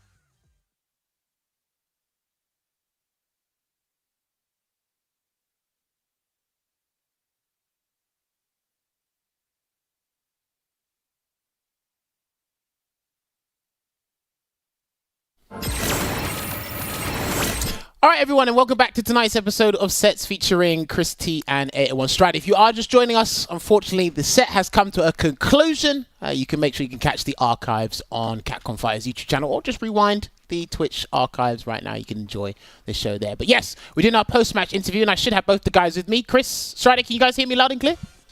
Yes. Absolutely. Perfect. All right, so Chris, congratulations on winning that. We need to get the scores adjusted. It looks like somebody forgot to... there you go. Okay. There we go. I love it. This is why they need me, because they don't want me catching them out. Anyway, right, so Chris, the first question I've got to ask you in regards to this matchup, because I can't quite put my finger on it, but it seems that you've taught me some new things about this matchup. From your perspective, is this like an even matchup, or is it slightly in Ken's favor? Ken versus Marisa, talk to me. I'm actually not sure, man. I feel like I don't know where exactly to put Marisa in the matchup with Ken, but I've talked to Angry Bird quite a bit, and he says that it's 5-5, and I can see that, but I can also see it being slightly in Ken's favor. But yeah, I mean, I'm not gonna disagree with Angry Bird on that one. You know, he definitely knows the character better than I do, and he had told me that it was 5-5, but that was the last time that I spoke to him. Okay, cool. Now, one thing that we all noticed, and Strider was picking up on it as the set went on, is your usage of crouch medium kick, especially up close. It seemed like it was really harassing Strider really well, and countered a lot of things that he tried to do. Can you walk me through that scenario? Yeah, I think the reason why I started using more crouch medium kick, I used it more in neutral and also to interrupt his pressure, because I realized that you can't always hold back against Marisa, and I don't want to jump against Strider because he has really good anti-air, so I have to be very meticulous with my jump-ins, and Strider plays like a walking wall, so it's like a tank that's approaching you, so you have to be very careful. And I started using more crouch medium kick because I realized that he was maybe a bit more comfortable than I wanted him to be in the neutral, and so I could kind of control the pace and check his walk-ups and also check his pressure, because he wasn't doing string into the Superman punch. So I was like, okay, well, I'm gonna take advantage of that and start pressing some crouching medium kicks. And then, you know, sometimes he was doing the Superman punch and I was just able to jab it towards the end. But yeah, I think that button is actually very important for Ken in that matchup. Like, because she's kind of sluggish and Ken has a faster walk speed, you have to be able to clip the person low when they're advancing towards you. They have to think about that. Okay, no, that was really interesting because obviously Strider said before the set started, walk speed of Marisa lets her down. You took advantage of that, got the low. Because me and Veggie were talking about during the break before we came back. We were looking at the startup of a lot of Marisa's buttons and some of the tools that Strider was using. We're just like, crouching medium kick kind of stuffs all of them. But then Strider, you mentioned there is something that blows up the crouching medium kick in that range. Do you mind just telling the people that are watching what it was again? Yeah, though, I mean, Chris mentioned the two is Superman Punch, like canceling buttons, like jabs, for example, into Superman. That would beat the crouching medium kick as a challenge. I didn't think about that until after the set. I completely forgot about that option, honestly. It's one of those options that it was working really well, like week 1, week 2, like early on Marisa play, and then people stopped challenging with crouching medium kicks, and I just disregarded that option. But now we're back at full circle, like things that worked early on but didn't work as the game evolved. Like now they're back. Like now they're real. Yeah, no, I guess that happens pretty much all the time with any fighting game. We go back to the basics, and the basics become the strongest option at any given point in that current meta as well. There's another thing I have to ask Chris as well. I think, Rin should ask it because Rin noticed it. When Chris was guessing right all the time. Oh, I mean, we were just talking about a lot of the time. I mean, Veggie also brought it up. That was like, is Chris seeing something that we're not, or is there some type of tell that he's picking up on? Just because it seemed like you were right a lot of the time defensively, offensively, when you were running your Oki, when you had to be put in the corner, you escaped very frequently. It was rare that you ever got locked down. Were the reads just on point today, or have you been working on something? Can you elaborate on that for us? I think it's a combination of multiple things. I feel like more than anything, the reads were on point today, and tomorrow it could be a completely different story. But I definitely have been trying to work on my defense a lot more, and not being discouraged by the decisions that I make on defense, except from what you're seeing right now. You saw that level 1 super just get absolutely annihilated, and sometimes that's just going to happen, and it's very daunting, and it makes you question your decisions on defense, especially against someone like Strider. So I just felt like it was a combination of multiple things. I've been watching some more footage of myself and trying to be a bit more calm on defense, finding my spots, but also getting lucky with some reads today for sure. Like defensively, when you talk about that, right, and how it feels bad when you make a decision like that, it gets blown up, especially against Marisa or some type of high damage situation. Have you been trying to see the bigger picture and be like, I gotta make the defensive choices I gotta make, and the consequences are the consequences, but are you trying to kind of come to an average over a longer term, like when it comes to your choices, or what is it that you're doing to kind of help your defense? Well, it really helps because it's a first to 10. Yeah, true. It really helps because it's a first to 10, and you have time to adapt to the decisions that he makes and the decisions that you make. So, yeah, that level 1 super didn't work there, but I still have to lose 8 more matches, and he's not going to go for the same thing every single time. And depending on the flow of the match and the momentum, then it gives me better grounds to make certain decisions. So you have to put it aside and continue to move forward with the round, because you can't dwell on it. It's like the 0.3 seconds rule. You think about it for 0.3 seconds, and then you move on to the next round, because you know that he smells blood. Strider smells blood really well, so I can't give him that momentum. So is that something you're trying to apply to 3 out of 5 as well? Like, obviously, like you said, you have. Yeah, absolutely. Yeah, okay, You have to. But it's just more of see, the thing is with 2 out of 3 or 3 out of 5 is you have to go into it with a 2 out of 3 or 3 out of 5 strategy and a mindset. Exactly. So decisions are a little bit more different on that, because you don't have the comfort of knowing that you could lose many more matches. So, and everything is amplified, not just on the defensive end, but even on Strider's end. Who knows, maybe if that was a 2 out of 3, he would have pressed the button and my super would have worked. So it's really hard to tell, But there is a difference between that first to 10 mindset. That's actually what I wanted to get at with Strider, is that for this first to 10, do you feel like you can get Ken's a little bit easier in a 2 out of 3 or a 3 out of 5, because to me it looked like the first to 10 was not in Mariza's favor in this matchup, especially against somebody like Chris, who is good at recognizing patterns or working on his reactions after he sees something a couple of times.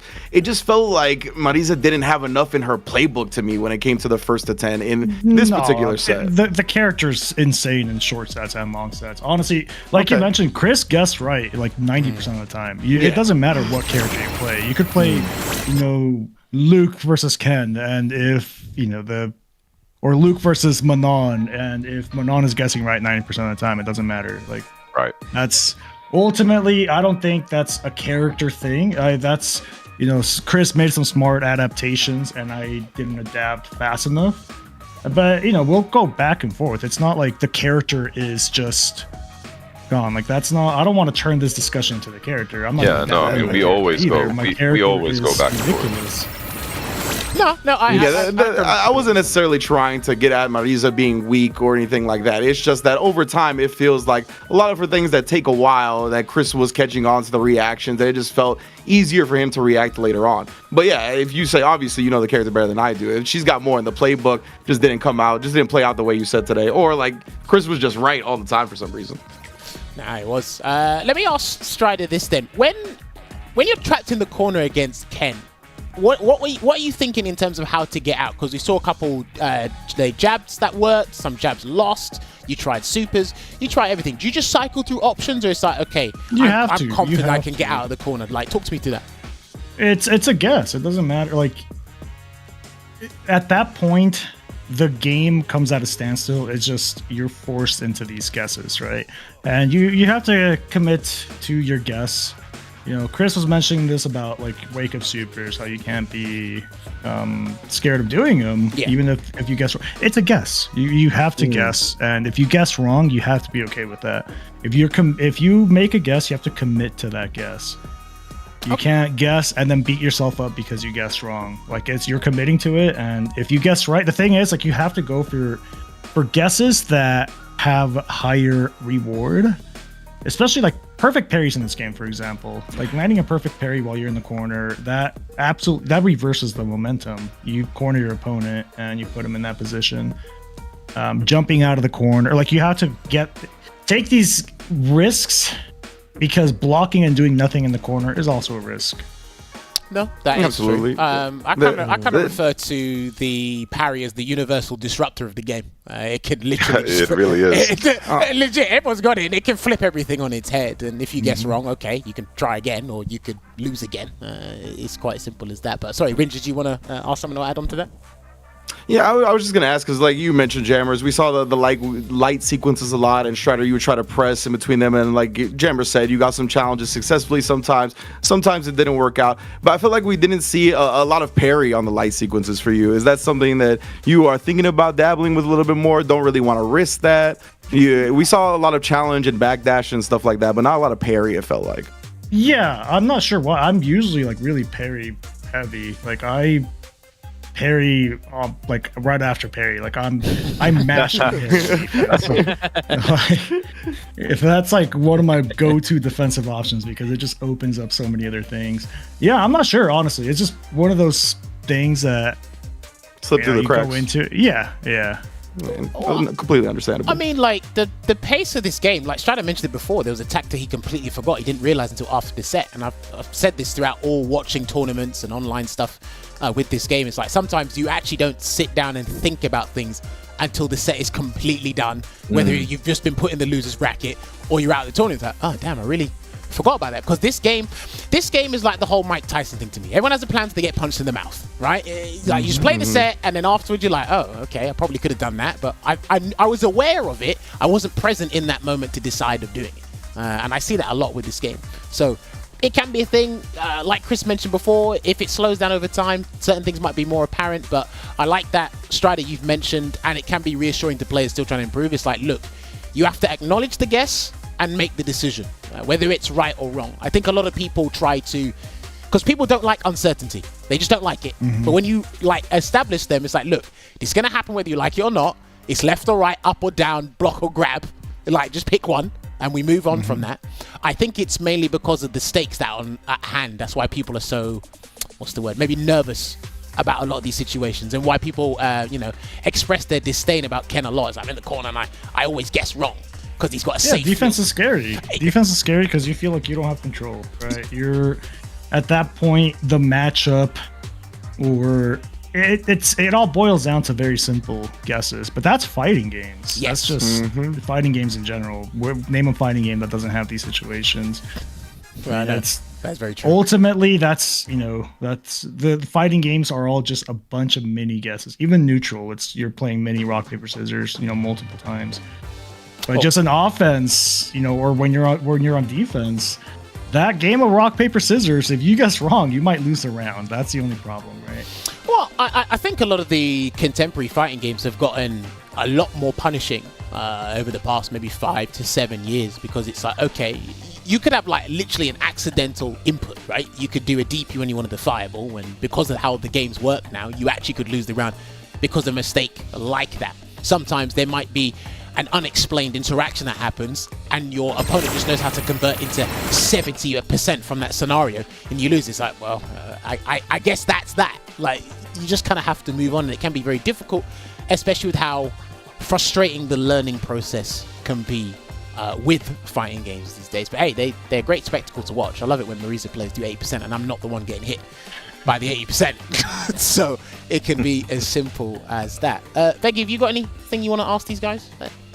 Yeah, since Street Fighter 6 came out, we saw a lot of new mechanics added into the game, and I just wanted to know or hear from your point of view, which your kind of like your favorite mechanic or new mechanic coming into Street Fighter 6. And mechanic could be anything from like counter hit, punish counter, parry, drive impact, anything like that.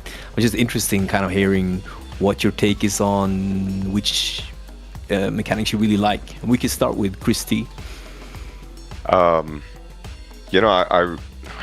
I really like Drive Rush.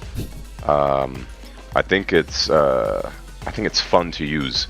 Although it's obnoxious, it's very fun to use, and it's like the closest thing that we have to Street Fighter 4 FADC. So I like that aspect of the game. But now, do I like Drive Rush in neutral? No. I don't think that Drive Rush in neutral is very healthy for the game. It makes neutral very chaotic, but I do like the aspect of like canceling normals into Drive Rush into some cool looking combos, and then some of the combos are only possible with Drive Rushing into them. So I do like that aspect of Drive Rush. I just don't like how it can be abused in neutral. I think Drive Impact is a cool mechanic, like it can catch you slipping. It's obviously not going to work a lot against very top players, but when it does work, you're like, oh man, like he actually got hit by the Drive Impact. But when you react to it, it's a good feeling.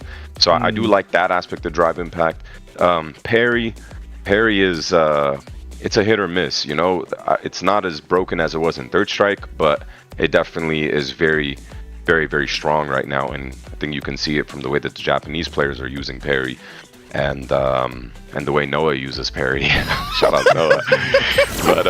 But yeah, I don't mind parry too much. Like, the thing about Street Fighter 6 is that there's so many mechanics and so many answers to those mechanics as well. So I do like that there is a lot of mechanics in the game, and it just allows for more self-expression. Okay. Before we get onto stride designs, I've got 2 impromptu questions for you, Chris. The first one is, would you think it's a good idea to Drive Rush cancel from certain specials? Yes, to make it fun. But purely for the fun aspect of it, and allowing for different types of combos and extensions. Who knows what could be possible? It's kind of like FADC again. You could do that with FADC. So I definitely like more things like Street Fighter 4. So I would be a fan of that, unless it obviously makes the game really bad. Interesting. Now, my you want second... that Fireball Drive Rush cancel? I do want that. I want FADC, Fireball FADC. I know a lot of people that probably want that. That's the Street Fighter 4 right there, yeah. But, right, my next impromptu question would be, I actually spoke to Ringe about this on, I think it was Saturday. It's regarding parry. Yeah. Do you think... Right, when you parry certain things, there are certain scenarios where players parry, and it's like that was a very good parry because you would have burned out, you would have lost the game, etc., etc. Do you think the frequency of parry is overriding certain skillful parries in the game, or am I just bugging out here? No, I don't think it's overriding. I think you saw way more parries in a game like Third Strike, and that's, you know, an amazing game to watch. Obviously, it's harder to like pull it off in that game, but I do think that, you know, parry is just being, the meta of parry is evolving in Street Fighter 6, so that's why we've been seeing it more often lately. Now, I don't want to go off limb and say that it's broken, but it's not like too much to where I'm just like, all right, this is just parry every 5 seconds now. You know, like I don't like that. It still has that nice like touch to it. I don't know how else to explain it, but that's what I would say. Okay, interesting. Strider, what about you? Firstly, what is your favorite mechanical set of mechanics in Street Fighter 6? And then I'll ask you the other two questions. You know, I actually do like punish counters. I love them as well. I think that's... Oh yeah, I love that. You know, looking back, it's one of those mechanics where you ask yourself, like, why wasn't this in other games, in other Street Fighter games? Like, it just makes sense. You know, it also opens up more doors to like higher skill expression. You know, you get very specific combos based on counter hit status, on if you whiff punish a button, or if you punish a throw, for example. Like, I love it. And the other one would be, I actually enjoy the fact that you can't get crossed up while you're in the corner. I do like that. Okay, At first it felt weird. It was really weird because I would eat every single jump in the corner because I was trying to block cross up. I remember that. But after a while, it makes sense because, you know, coming from Street Fighter 4, you know, we lived through some degenerate setups. If you get know the things I've seen into a whiff button and the character jumps up forward while you're in the corner, you're done. You're done. Yep. You're not blocking whatever button they're pressing. You're not blocking it. So I thought this was a really smart way of like avoiding any situation like that. I was not expecting that. I don't think enough people talk about that specific thing about not being crossed up in the corner anymore. That's interesting. Becky, did you want to mention something or? No, I just I've never thought about it like that myself either, because it is new and it also allows the attacker to more easily keep the opponent in the corner if he goes for like safe jump setups or jump setups. So I just haven't thought about it like that before. It was really interesting to hear it as like a mechanic, which it is, I guess. Yeah. No, that's very true. Now, the other thing I wanted to ask you, Strad, of course, which I asked Chris before, is do you think certain specials should be drive rush cancelable? You think that's not a good idea? Yeah, I know Chris said he wants Fireball drivers. Bro, you already have that. You throw Fireball full screen and just... It's not just for Fireball. It's not just for Fireball. That. It's for other things, you know? No, it's already... No. That whole aspect of throwing a Fireball and turning green behind it is so incredibly busted in this game. And yeah, I think less is more in this case. I actually think there should be less things that are drivers cancelable. Okay. Yeah, like I don't think certain lows should be drivers cancelable. I think, you know, the reward you get with certain characters for landing essentially the best buttons. And the best buttons in the game are usually lows, right? They restrict movement. They force the opponent to stay put, essentially. You know, the fact that you could get rewarded with a corner into infinite guesses is already very strong, you know? I don't think we need to expand on that already. Okay, no. I think it turned the game way more RNG. Fair enough. Let me pose a hypothetical for you then. We'll take Ken for example. If Ken could do, right, low forward drive rush cancel target combo into Shoryuken instead of the run Tatsu, would you still accept the low forward drive rush cancel being a thing? Because sometimes I think it's certain special moves with the screen carry, not the fact that you can low forward drive rush cancel. Yeah, I think I agree. I think the reward you get from it is the problem. I mean, that's the reward from it shouldn't be that large. Round ending, essentially. You know, putting yourself in the position where it's round ending. Even in Street Fighter 5, where low confirms were... That was the game. Street Fighter 5 was low confirmed, the game. You know, you didn't really get much on block. You didn't keep offense on block, and on hit, you landed a special move. I mean, even like Karen, for example, she landed her Tenko, and then after that, she got, maybe a throw, dash up into a throw, and that's fine. You get reset back to neutral. Yeah. It was still very powerful, but imagine if Karen put you in the corner instantly from that crouching medium kick.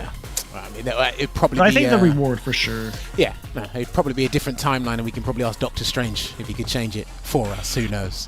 Right, I've got a few more questions I want to ask these guys. There'll be a string of questions, but Rinch, you want to ask? Can I go first? Perfect. Yeah, go for it. Okay, so I wanted to ask Chris this during our first interview because I got my Strider question in about the drive gauge and spinning meter and all that, but I didn't get my Chris question in. My Chris question is, what is your favorite thing about Street Fighter 6 Ken that goes under the radar? Like, not a lot of people talk about. It's kind of hard. There's a big magnifying glass on it. I know everybody talks about every damn thing, but is there anything that you could think that, like, everybody wants to cry about Stand Fierce or this or whatever, but people should be talking about this? EX Jinrai. Oh yeah, we saw that a lot. We saw that a lot in this set today. Yeah, no, EX Jinrai is very strong. I like that in Street Fighter 6, it feels like Ken is a complete character of everything that he's supposed to have as Ken. Like he has his Jinrai, his crazy kicks, he has his back throw, he also has an F neutral move, which is the Dragon Lash. I like the only thing I want for Ken in season 2 is bring back some flames on his uppercut. That's like, please just bring back some flames. I get that. I don't want to always do run DP because a lot of Ken's meta doesn't revolve around run DP.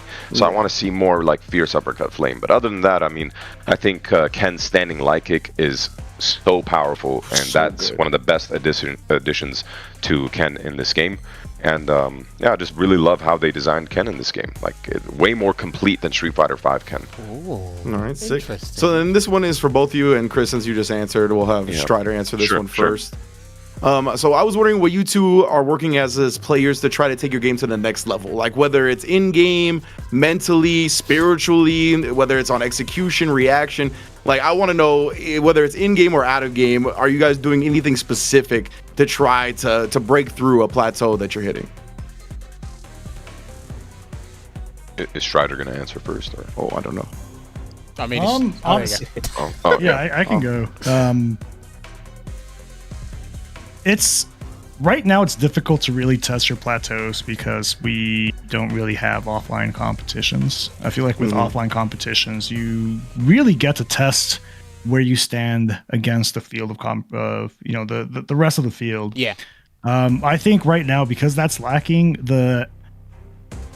you have to stay hungry. You have to really want to keep playing and want to keep improving, even when that thing that you seek isn't there yet.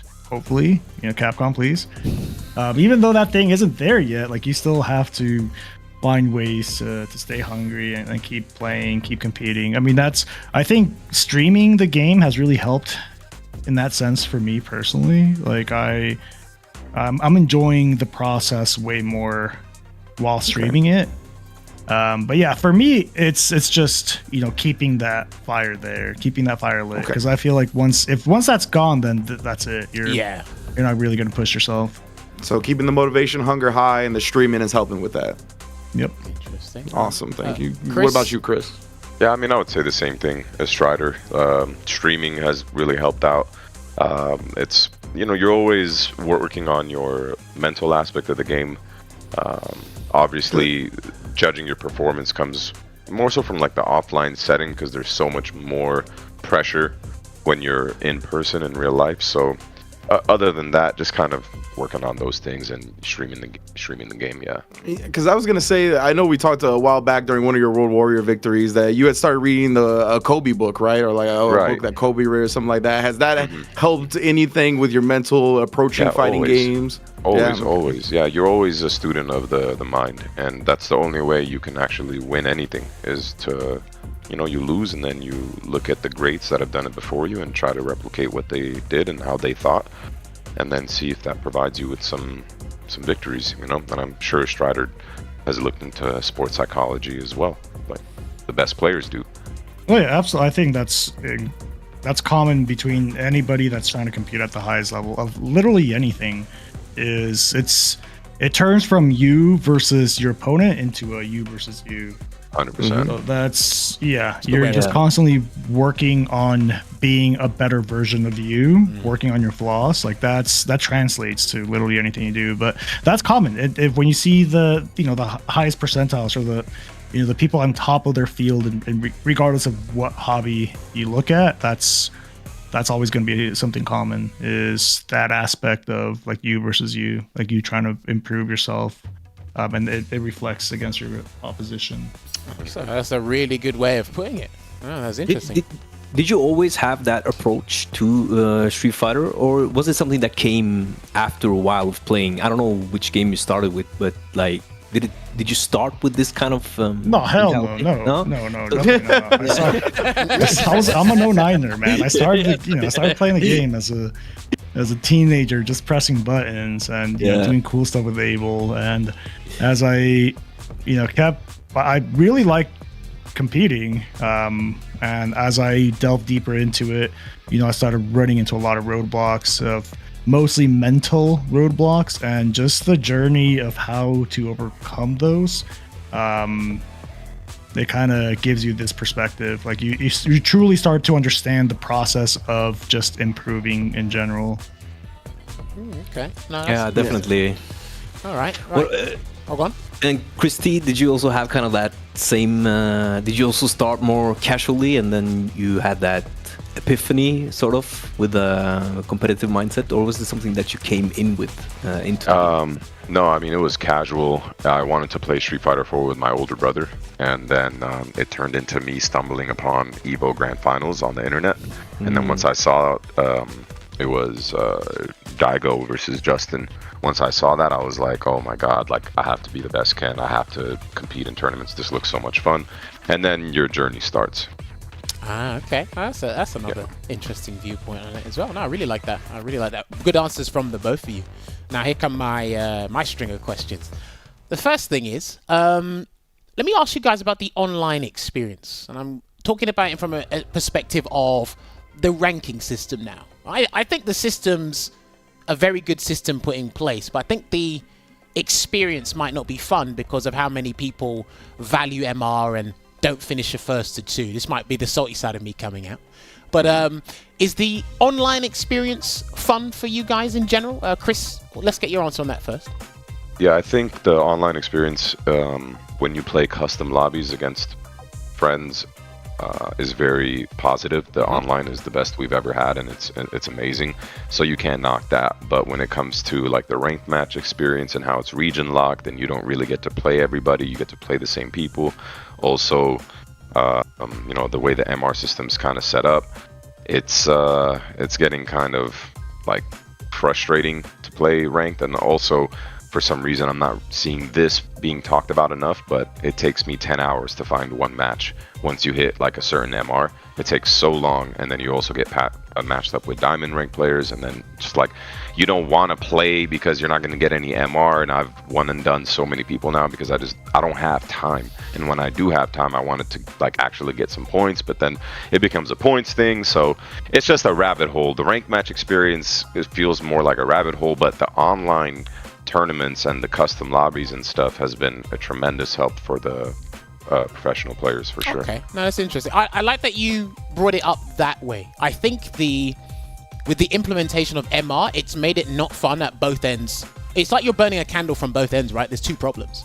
It's like the guys at the top are not getting rewarded, and the matchmaking is kind of screwing them over, and the guys at the bottom saying, well, he's too good for me, I'm not getting anything out of this. Right. It's just not fun, so I'm not going to finish the set. You want to play the game, they don't want to play you. And it just turns into a two-pronged. And it's too easy to get master. Too easy to get master rank. Okay, interesting. Strider, what about you? Is the overall online experience, has it been good for you since you've been streaming and playing, or has there been a couple of frustrations? This is the best online experience in any fighting game I played, period. The netcode is insane. It's Capcom set a new bar. No, 100%. They set a new, like, fighting games following this game, if the netcode is spotty, it's not a good look. It's like, compared to other fighting games, other Street Fighter games, it was impossible to play coast to coast. impossible, and it's very possible now. And for a lot of those, players, the connection's actually really good. Now, with that said, I think the regional restriction right now for Street Fighter matchmaking is what causes a lot of these issues that Chris is mentioning, how it takes longer to find matches, because we're just restricted to one small area where, when the netcode is good enough where it could be, east to west. East and west, yeah, that could actually be a thing, and these issues could easily be solved. But overall, the netcode is great, honestly. Just obviously everything's gonna have little hiccups here and there, but the core product itself of the netcode, it's the best. Cool. Now we just gotta embrace it and open the floodgates. Well, careful what you wish for. But no, I appreciate those honest answers. The next thing I've got to ask you guys, it's in regards to this weekend coming out with the CPT. I believe it is CPT Japan this weekend. Chris, who's your odds on winning that CPT? They got a large number of players there. I don't know, man. Maybe a Chun-Li player or Fudo, or I don't know. Well, I mean, Fudo's already qualified. I don't even know if Fudo's... Has Fudo entered? I don't know. I mean, Kakeru, probably. That's always a good bet. Like, man, just pick anyone. go down that. Just pick a random person, and then that person is probably gonna win. But it should be very exciting to watch the CPT event, and I know that a lot of us will be restreaming it. And it's always fun to watch the Japanese play, because you see what meta they're pushing, like what is the boundaries that they're pushing. Of course. We got a lot of that just this past week with the 5 Cup, so I'm excited to watch that and see who ends up taking it. Sounds good. All right, Strider, what about you? You going to pull your Japanese lottery ticket, or have you got someone specific? Honestly, anyone in the top 96, man. Their brackets the top 96. It really Their brackets are ridiculous. Anytime you look at those brackets for the World Warrior, it's insane. Like, their top 128, it's just all players that have won tournaments before. It's insane. Like that's why there's no consistency in place outside of Fudo. Fudo kind of broke that. He was the most consistent player in tournaments. Outside of him, it's just all over the place. It's just so heavily dense with competition. It's whoever's on that day. Mocha has a good shot. I mean, I think he's the reason why Japan is rating Chun so high, because if you ask, people out in the West, like, Chun's good, but I don't, top 3. We don't have a Chun-Li player. That's why we don't have a Chun-Li. We don't have somebody pushing the boundaries with the character. We have Chun players, but they're not pushing the envelope. It's just, they're pressing buttons. No, that's interesting. Oh, I mean, like, even with Rashid, right? People were like, man, Rashid's all right, but he's lacking here and there. And then all it took was Gachigan to win one event, and people's opinions started slowly changing. Big Bird became significantly better. Play JB. I've been watching JB's Rashid as well. It just took a little bit of time. Now people's opinion of Rashid has substantially changed. But I guess over here in the West, because we view things a lot differently than what the Japanese players do. That's why FAV Cat was refreshing, because it's like, okay, what is everyone doing over here? Like, what are we missing? What are we not seeing? And they did show me a lot of things, and I'm pretty sure they ignored Big Bird to high heaven in terms of a parry mechanic. He seems to be having a great time over there streaming.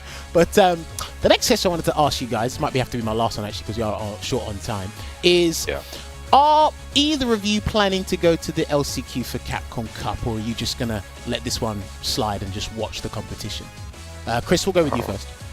Yeah, I don't think I can take off on that day, actually, because I've taken off so much for SFL that I kind of had to so I don't know if I'll be able to make it. Hopefully I can. I'll try to let them know as soon as possible, but I don't know. I mean, and it's just going to be a bloodbath, like an extreme bloodbath. So that one's up in the air for me. I'm not too sure about that one yet. All right, Strider, what about you? You planning to go, or you sitting this one out? I am about 80%. It's just, again, time, because it's over several days. Yeah. So that makes it a bit difficult. So it's 80%. But we should have more concrete answer in a bit. Sweet. All right. Gentlemen, I have to close it off there because I ran a bit over time because the conversation was getting really interesting. The questions we were asking were really interesting as well. Richard, if you can put their fight card on the screen so people know where to follow these two. They have social medias, they farm the engagement, they stream for you, they entertain you as much as they possibly can. And make sure you subscribe to both their YouTube channels. They do put up some good content and it can help you get better. Watch Strider's video on how to use training mode because I know some of you still don't know how to use training mode. I actually watched that. It was good stuff. It's a very good video. But yes, Chris, this is where we give you the podium. Any final words you want to say? Any propaganda you want to spread? The floor's yours. No, I appreciate you guys for having me on. I appreciate everybody that's following. You know, make sure to follow the Twitch and definitely subscribe to the YouTube for more content from me and Strider. I really do appreciate you guys for all the work that you guys do. And shout outs to all the supporters, man. I'm grateful. Perfect. Strider, what about you? Anyone you want to thank? Anyone to shout out? Anything you want to plug? Yeah, likewise. No, appreciate you guys for the invite. This was fun. You know, Chris T, always a pleasure. Always my brother. Yeah, my stream chat, Discord. I appreciate all the support. Big reason why I'm still pressing some buttons, No, that's good. I appreciate that. Make sure, like we said, follow them on their social media outlets. All right, gentlemen, it's been an absolute pleasure talking to you both. I mean, we could do this for like 3 or 4 hours, but I think one of you guys mentioned before there might need to be like long podcasts where the players just go nuts and go talk and speak their mind. I think a lot of people would tune into that, and I think it would. I think a lot of people's opinions are misunderstood, but that's courtesy of social media. And I don't think it's going to change anytime soon. I think people should pay for their tweets, though. That's what I think they should do. But that's me. Yeah. All right, gentlemen. Yeah, when you are ready, you can leave the Discord call and continue with the rest of your day because we do have to close out this show here. But yeah, I'll drop you both a message. Thank you once again because really appreciate you guys taking time out of your day to come join us. And Happy New Year once again to the both of you as well. Happy New Year to you, mate. He was waiting the whole show to do that, by the way. The whole show was waiting for that one. Happy New Year to you guys, man. All right. Happy New Year. Happy New Year. Bye-bye. All right. Listen, those guys, you gotta love it. They put on the content for you. They gave us some very honest answers there as well. Again, we could talk to those guys for ages. And I like that they've given me different perspectives and things to note down when we're watching the characters. We're talking about people with the game. Because I do think the more candid answers we can draw out of them, the more when you see certain discussions floating around on social media, I think we have a little bit more pretense, that might be the word, as to when we see the tweet, I can understand the angle. Instead of just reading the post and it's like, okay, this guy's just coping. Oh, he's just delusional. It's like, no, we have a better angle is that we've spoken to the guy and we understand it. Because a lot of people remove the substance from the actual thing and it just becomes a bit wild, up in arms, right? But Rinch, did you have a good time today? Absolutely, man. I was glad to be here for a little West Coast battle as well. You know, that's my home, so I was very much wanting to be a part. Oh, okay. What's up? What was that? No, we do this. You haven't seen this segment of the show, so basically, I haven't seen this. After we finish the actual first to 10, like the community manager, he picks out a random avatar battle to showcase what people get up to in their spare time.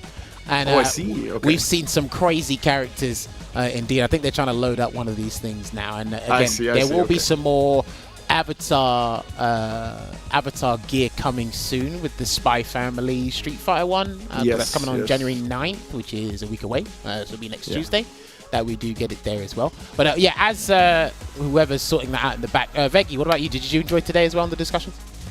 I had a really good time as always. It's great to be back, and I think it's really cool that we start so early in after the New Year's, that we're like getting right back onto it, because I feel that the faster you get back on track with stuff, the more you can get the ball rolling. And I was really pleasantly surprised to be here with Ringe again, because I didn't know that he was coming on until he came on the show today, so that was really cool. So I thought, because I heard Alva couldn't be here, and then it's just like, oh, sick. So that was really good.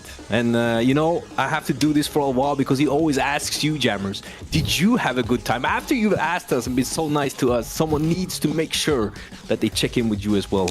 Did you have a good time today, Jammers? Yes, I did. I was taking notes, and I was taking mental notes as well. And like I said, I get to understand the players a bit more, and we get more familiar with them just by having not necessarily heart-to-heart, but the conversations in regards to, right, what do you think about this mechanic? What do you think about that? Okay, is it this? I like that, both the players gave reassuring answers, because I think some people like when Ringe mentioned they plateau or they're trying to improve, they don't know how to. And it's like, okay, look, we're guessing just as much as you are. It doesn't make any difference, right? I could have a whole novel on how the equation works.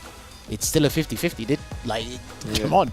I guess wrong just as much as the next guy. Look, I see Daigo. Did you not see Daigo get hit by 2 sonic booms from Knuckle Doo and he still did a DI and it hit? I have that down in my notes. I could not stop laughing when I saw that. I said, look, even he still did. He's fed up. It's like, it just happens to work. To me, it almost looked like he did drive rush, get checked with a boom, drive rush again, get checked with a boom on purpose, and then just drive impact because he kind of like instilled, he's just going to keep drive rushing. Well, okay, here's the conundrum, right? Do we? I don't know, it's just a guess. Yeah, but here's the conundrum. Really do we give Daigo too much credit? Because sometimes I think he was just running into dead. I thought that was little column A, little column B, right? Where he was like, I want to force the issue. The first 2 ways he tried to force it didn't work, so he tried something else. And that's true. you know, like I think it's like legitimately little column A, little column B. Oh man, I'll never. But yeah, look, if you haven't seen FAV Cup, then please go and check that out. It's refreshing. The reversal guys, St. Colin Damascus, they covered it in English. You want to go and see that there as well. Are we still getting this thing loaded, or do you want to go through the CPT stuff? I don't know what's going on. He said so he doesn't actually know. Okay, he doesn't actually know. I mean, we can talk about the CPT stuff if you want, because there are some stuff coming on board. But yes, again, we've got a couple of episodes lined up for you guys in the pipeline, 2 of which I actually need to double check because I had no involvement in setting them up, so I need to actually find out who's actually coming on. I know, Ringe, legit, right? I'll tell you what happened last week. I think it was the 30th of December. I got a voice note, and it literally goes, hey guys, hope you guys are enjoying your Christmas. And it literally said, Jammers is going to be mad, but... And I paused the voice note and didn't listen to the rest of it. I didn't listen to the rest of it. Because I said, if I'm going to be mad, there's no point in me listening to it. Like, yeah, I'm good on that. So then I think it was literally sorting out this episode today.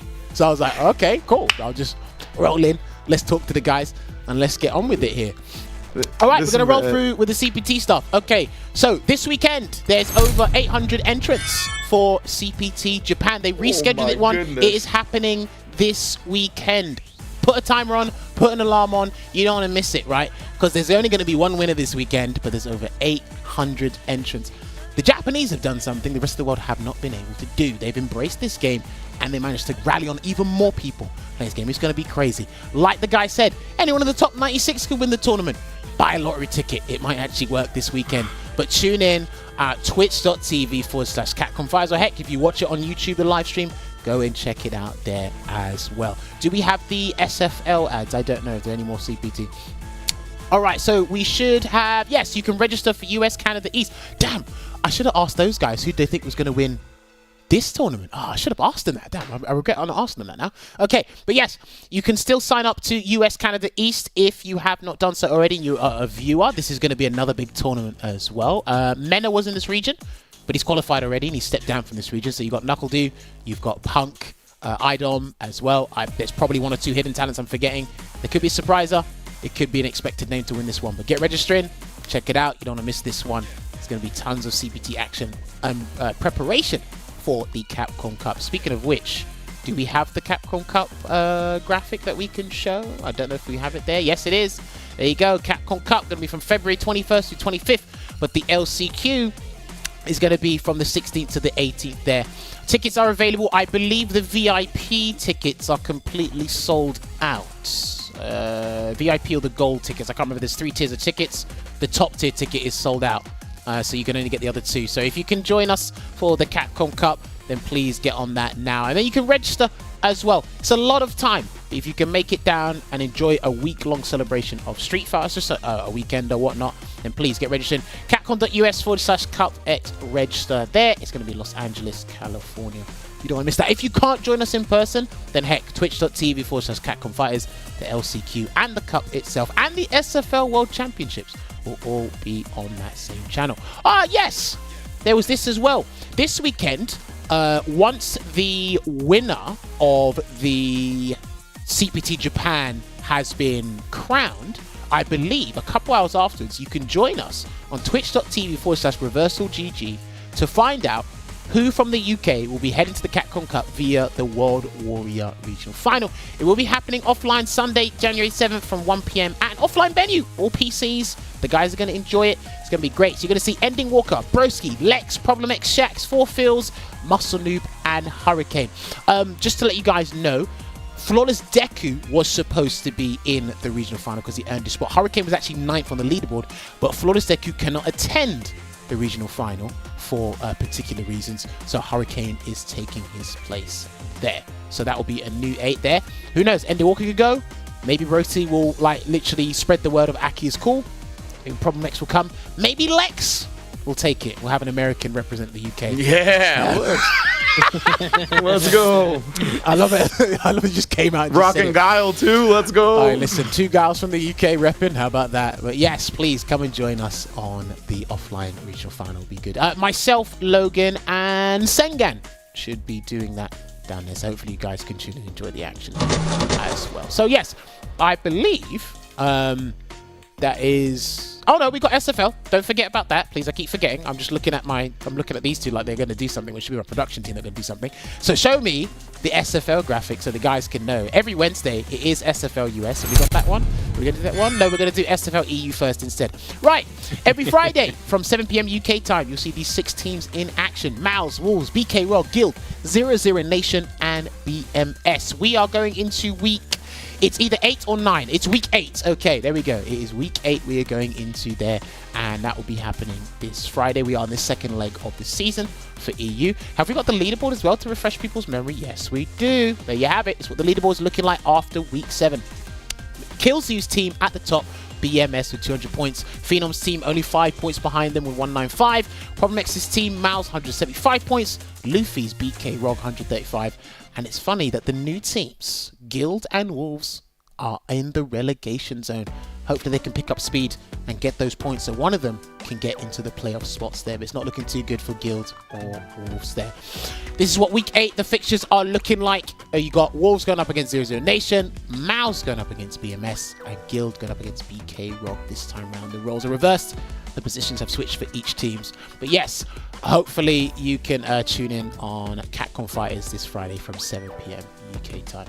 And of course, early in the week, which means tomorrow, I don't know if we have a graphic for that, maybe the website, probably don't. Okay, SFL US will be happening tomorrow as well from, was it midnight? Yes, it was midnight.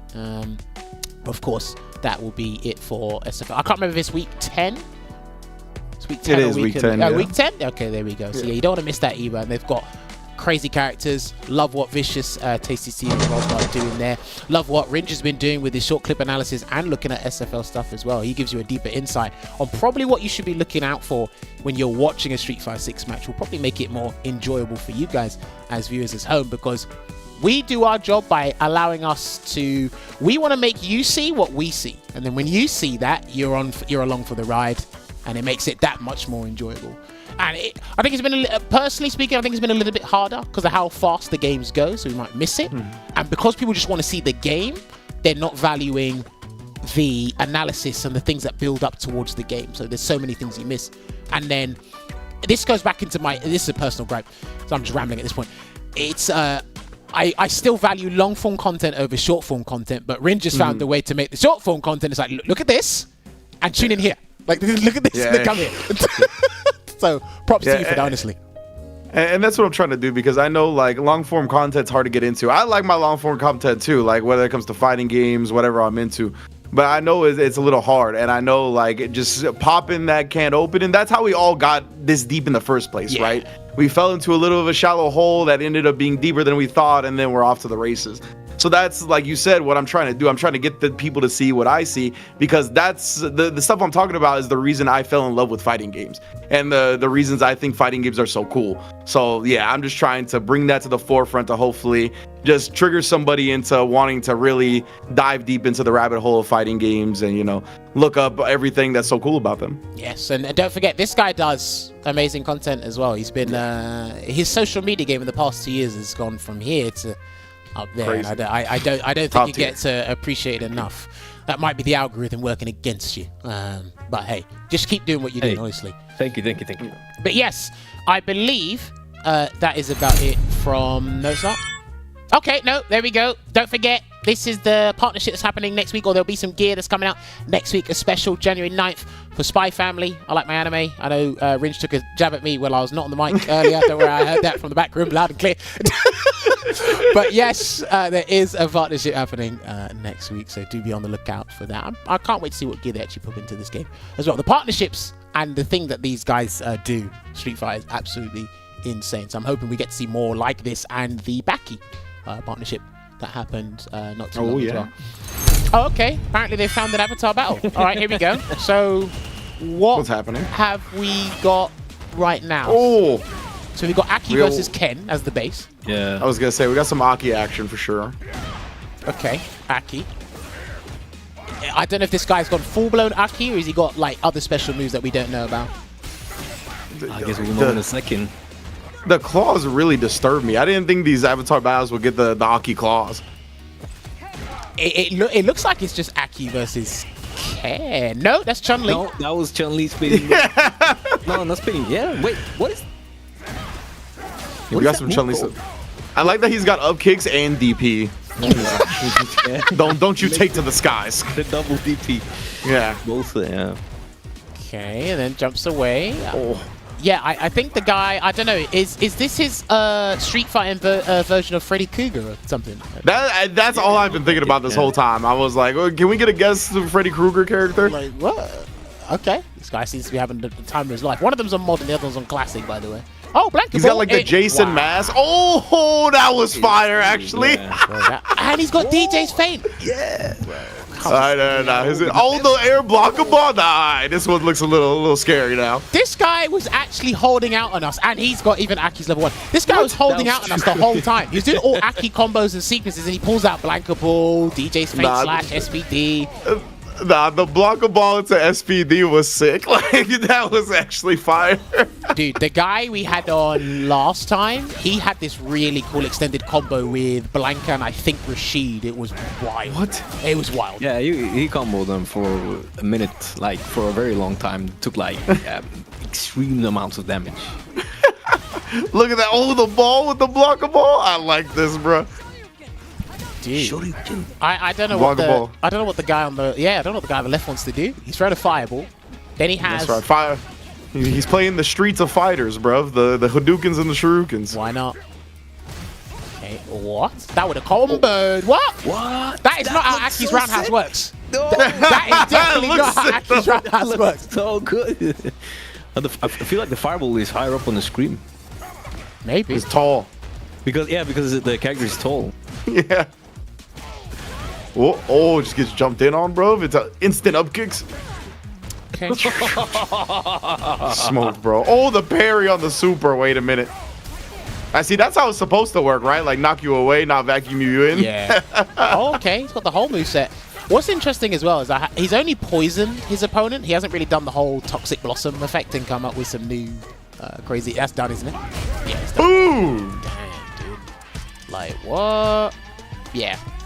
That's got to be... Okay, yeah, that's got to be Freddy versus Jason themed. Like, that's got to be Freddy versus Jason. Yeah, he's got the Jason mask, too. Happy birthday, Jury. Wait, was that birthday today or yesterday? I have no idea. Oh. Wait, it's belated birthday to Jury. Oh, okay. Apparently it's happy belated birthday. I guess it birthday. still counts. It's a video game character. I guess it still counts. So, okay. But yeah, no. It's Jury's birthday. If you're a Jury fan, I hope you got a present, or hopefully she gave you some sort of present. Not alluding to anything weird at all. But yeah, it was her birthday. Don't forget, they actually remind you in the game when the character's birthday comes and they give you free drive tickets. Thanks. I think they should give you free really fight cool. coins. But yeah, that's another thing entirely. And apparently it's going to be Cammy's birthday soon. We're celebrating with the special in-game events leading up to it. Of course, receive 1,000 drive tickets as a gift and get bonus kudos for adding and compete in a Cammy-only tournament. Wow, imagine that, a Cammy-only tournament. That would be Shouts to the Capricorns, bro. Yeah, legit. They gotta get that done. I mean, a Cammy-only tournament would be hilarious, by the way. But yes, you can still get the Street Fighter League badges that are on sale in the Battle Hub for a limited time only. I still want to push forward. I think these should be Twitch emotes, or you should like give them something in the chat when you're watching respective Street Fighter leagues. You can get for SFL Japan, SFL US, and SFL Europe there as well. 00 Nation team badge will not be sold, and Nagoya Oja team badge will not be sold. Okay, I only saw that just now, but yes, apparently they will not be doing that there. And then, of course, that will be it from us, ladies and gentlemen. Appreciate you guys stopping by. Shouts to Chris and 801 Strider for coming on. Great way to open up 2024. Ringe, appreciate you taking time out of your day to come and join us once again. Always good talking Street Fighter with you, and may that continue. Veggie, it's always good. Keep doing what you're doing, and I'm pretty sure you will. You too, Jammers. I'm pretty sure you'll achieve great heights this year, but the both of you, in actual fact, not just one, just both of you as well. Yeah, you can follow everyone on there, following social media outlets as well. Ovaha should be with us hopefully next week. If not, we'll let you know. There are episodes to come. It's going to be a busy end of the season because the CPT is not done yet. And hey, who knows? Apparently, we're raging deeming our way into 2024. I saw that. That was really cool. I don't know. Apparently, there's a certain character coming. I've never heard of him, but just likes to grab people. The one-button demon on the horizon. You wait. You stay there. Anyway, right. That's going to be it from us. We've got to love you and leave you. Catch the archives on the YouTube, and we'll see you next week for some more sets action. Take care. Take it.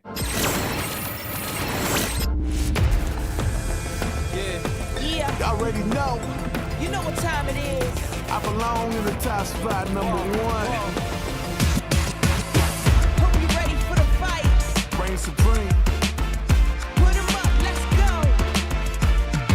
#1, yeah. I've been landlocked, training for this moment my whole life. Cold nights, in the rainy days, hope I get mine, spin mine. For the accolades in the empire, I need that title in my possession. Once There ain't no again, one it's to on, it's my time to shine bright. And if you try to stop me, then you're gon' pay the price. All them late nights finally paid nights. Awaken my dreams, but you could call me the greatest of all time. Yeah, I'm focused. You know how bad I want this. I'm giving it my all. Never thought this moment is golden. I control it. All eyes on me. I see I'm watching. Once I'm locked in, ain't no way that I'm stopping. Clocked in. It's time to put in work. Go berserk. I'm in my zone until I'm first. Believe me when I say nobody can see me. This a product of hustle. I just make it look easy. Non-stop. You ready or not? When it's all said and done, I'ma be on the top. 3, 2, 1.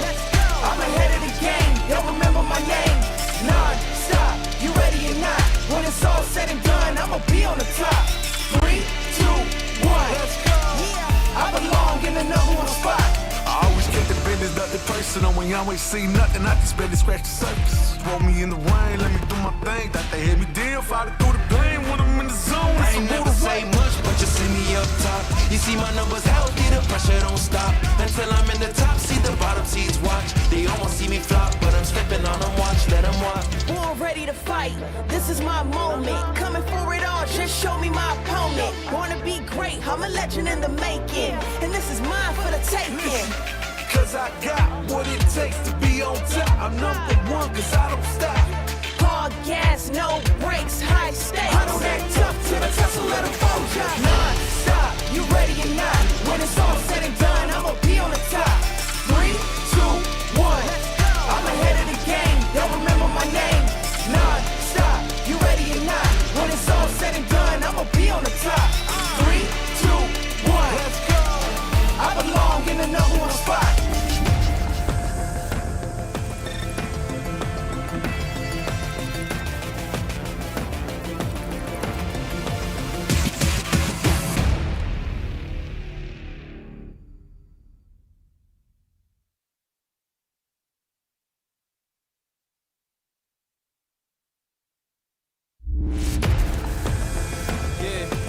Y'all already know. You know what time it is. I belong in the top spot, #1. Hope you ready for the fight. Reign supreme. Put 'em up, let's go. #1, yeah. I've been landlocked, training for this moment my whole life. Cold nights, in the rainy days, hope I get mine, spin mine. For the accolades in the empire, I need that title in my possession. Once There ain't again, no one it's to on, it's my time to shine bright. And if you try to stop me, then you're gon' pay the price. All them late nights finally paid nights. Awaken my dreams, but you could call me the greatest of all time. Yeah, I'm focused. You know how bad I want this. I'm giving it my all. Never thought this moment is golden. I control it. All eyes on me. I see I'm watching. Once I'm locked in, berserk. I'm in my zone until I'm first. Believe me, when I say nobody can see me, this a product of hustle, I just make it look easy. Non-stop, you ready or not? When it's all said and done, I'ma be on the top. 3, 2, 1. I'm ahead of the game, y'all remember my name. Non-stop, you ready or not? When it's all said and done, I'ma be on the top. 3, 2, 1. Let's go. Yeah, I belong in the number one spot. I always kept the business, nothing personal. When y'all ain't see nothing, I just barely scratch the surface. Roll me in the rain, let me do my thing. Thought they hit me down, fight through the pain when I'm in the zone. I ain't never say much, but you see me up top. You see my numbers healthy, the pressure don't stop. Until I'm in the top, see the bottom seeds watch. They almost see me flop, but I'm stepping on them, watch, let them watch. Born ready to fight, this is my moment. Coming for it all, just show me my opponent. Wanna be great, I'm a legend in the making. And this is mine for the taking. Cause I got what it takes to be on top. I'm number one cause I don't stop. Hard gas, no brakes, high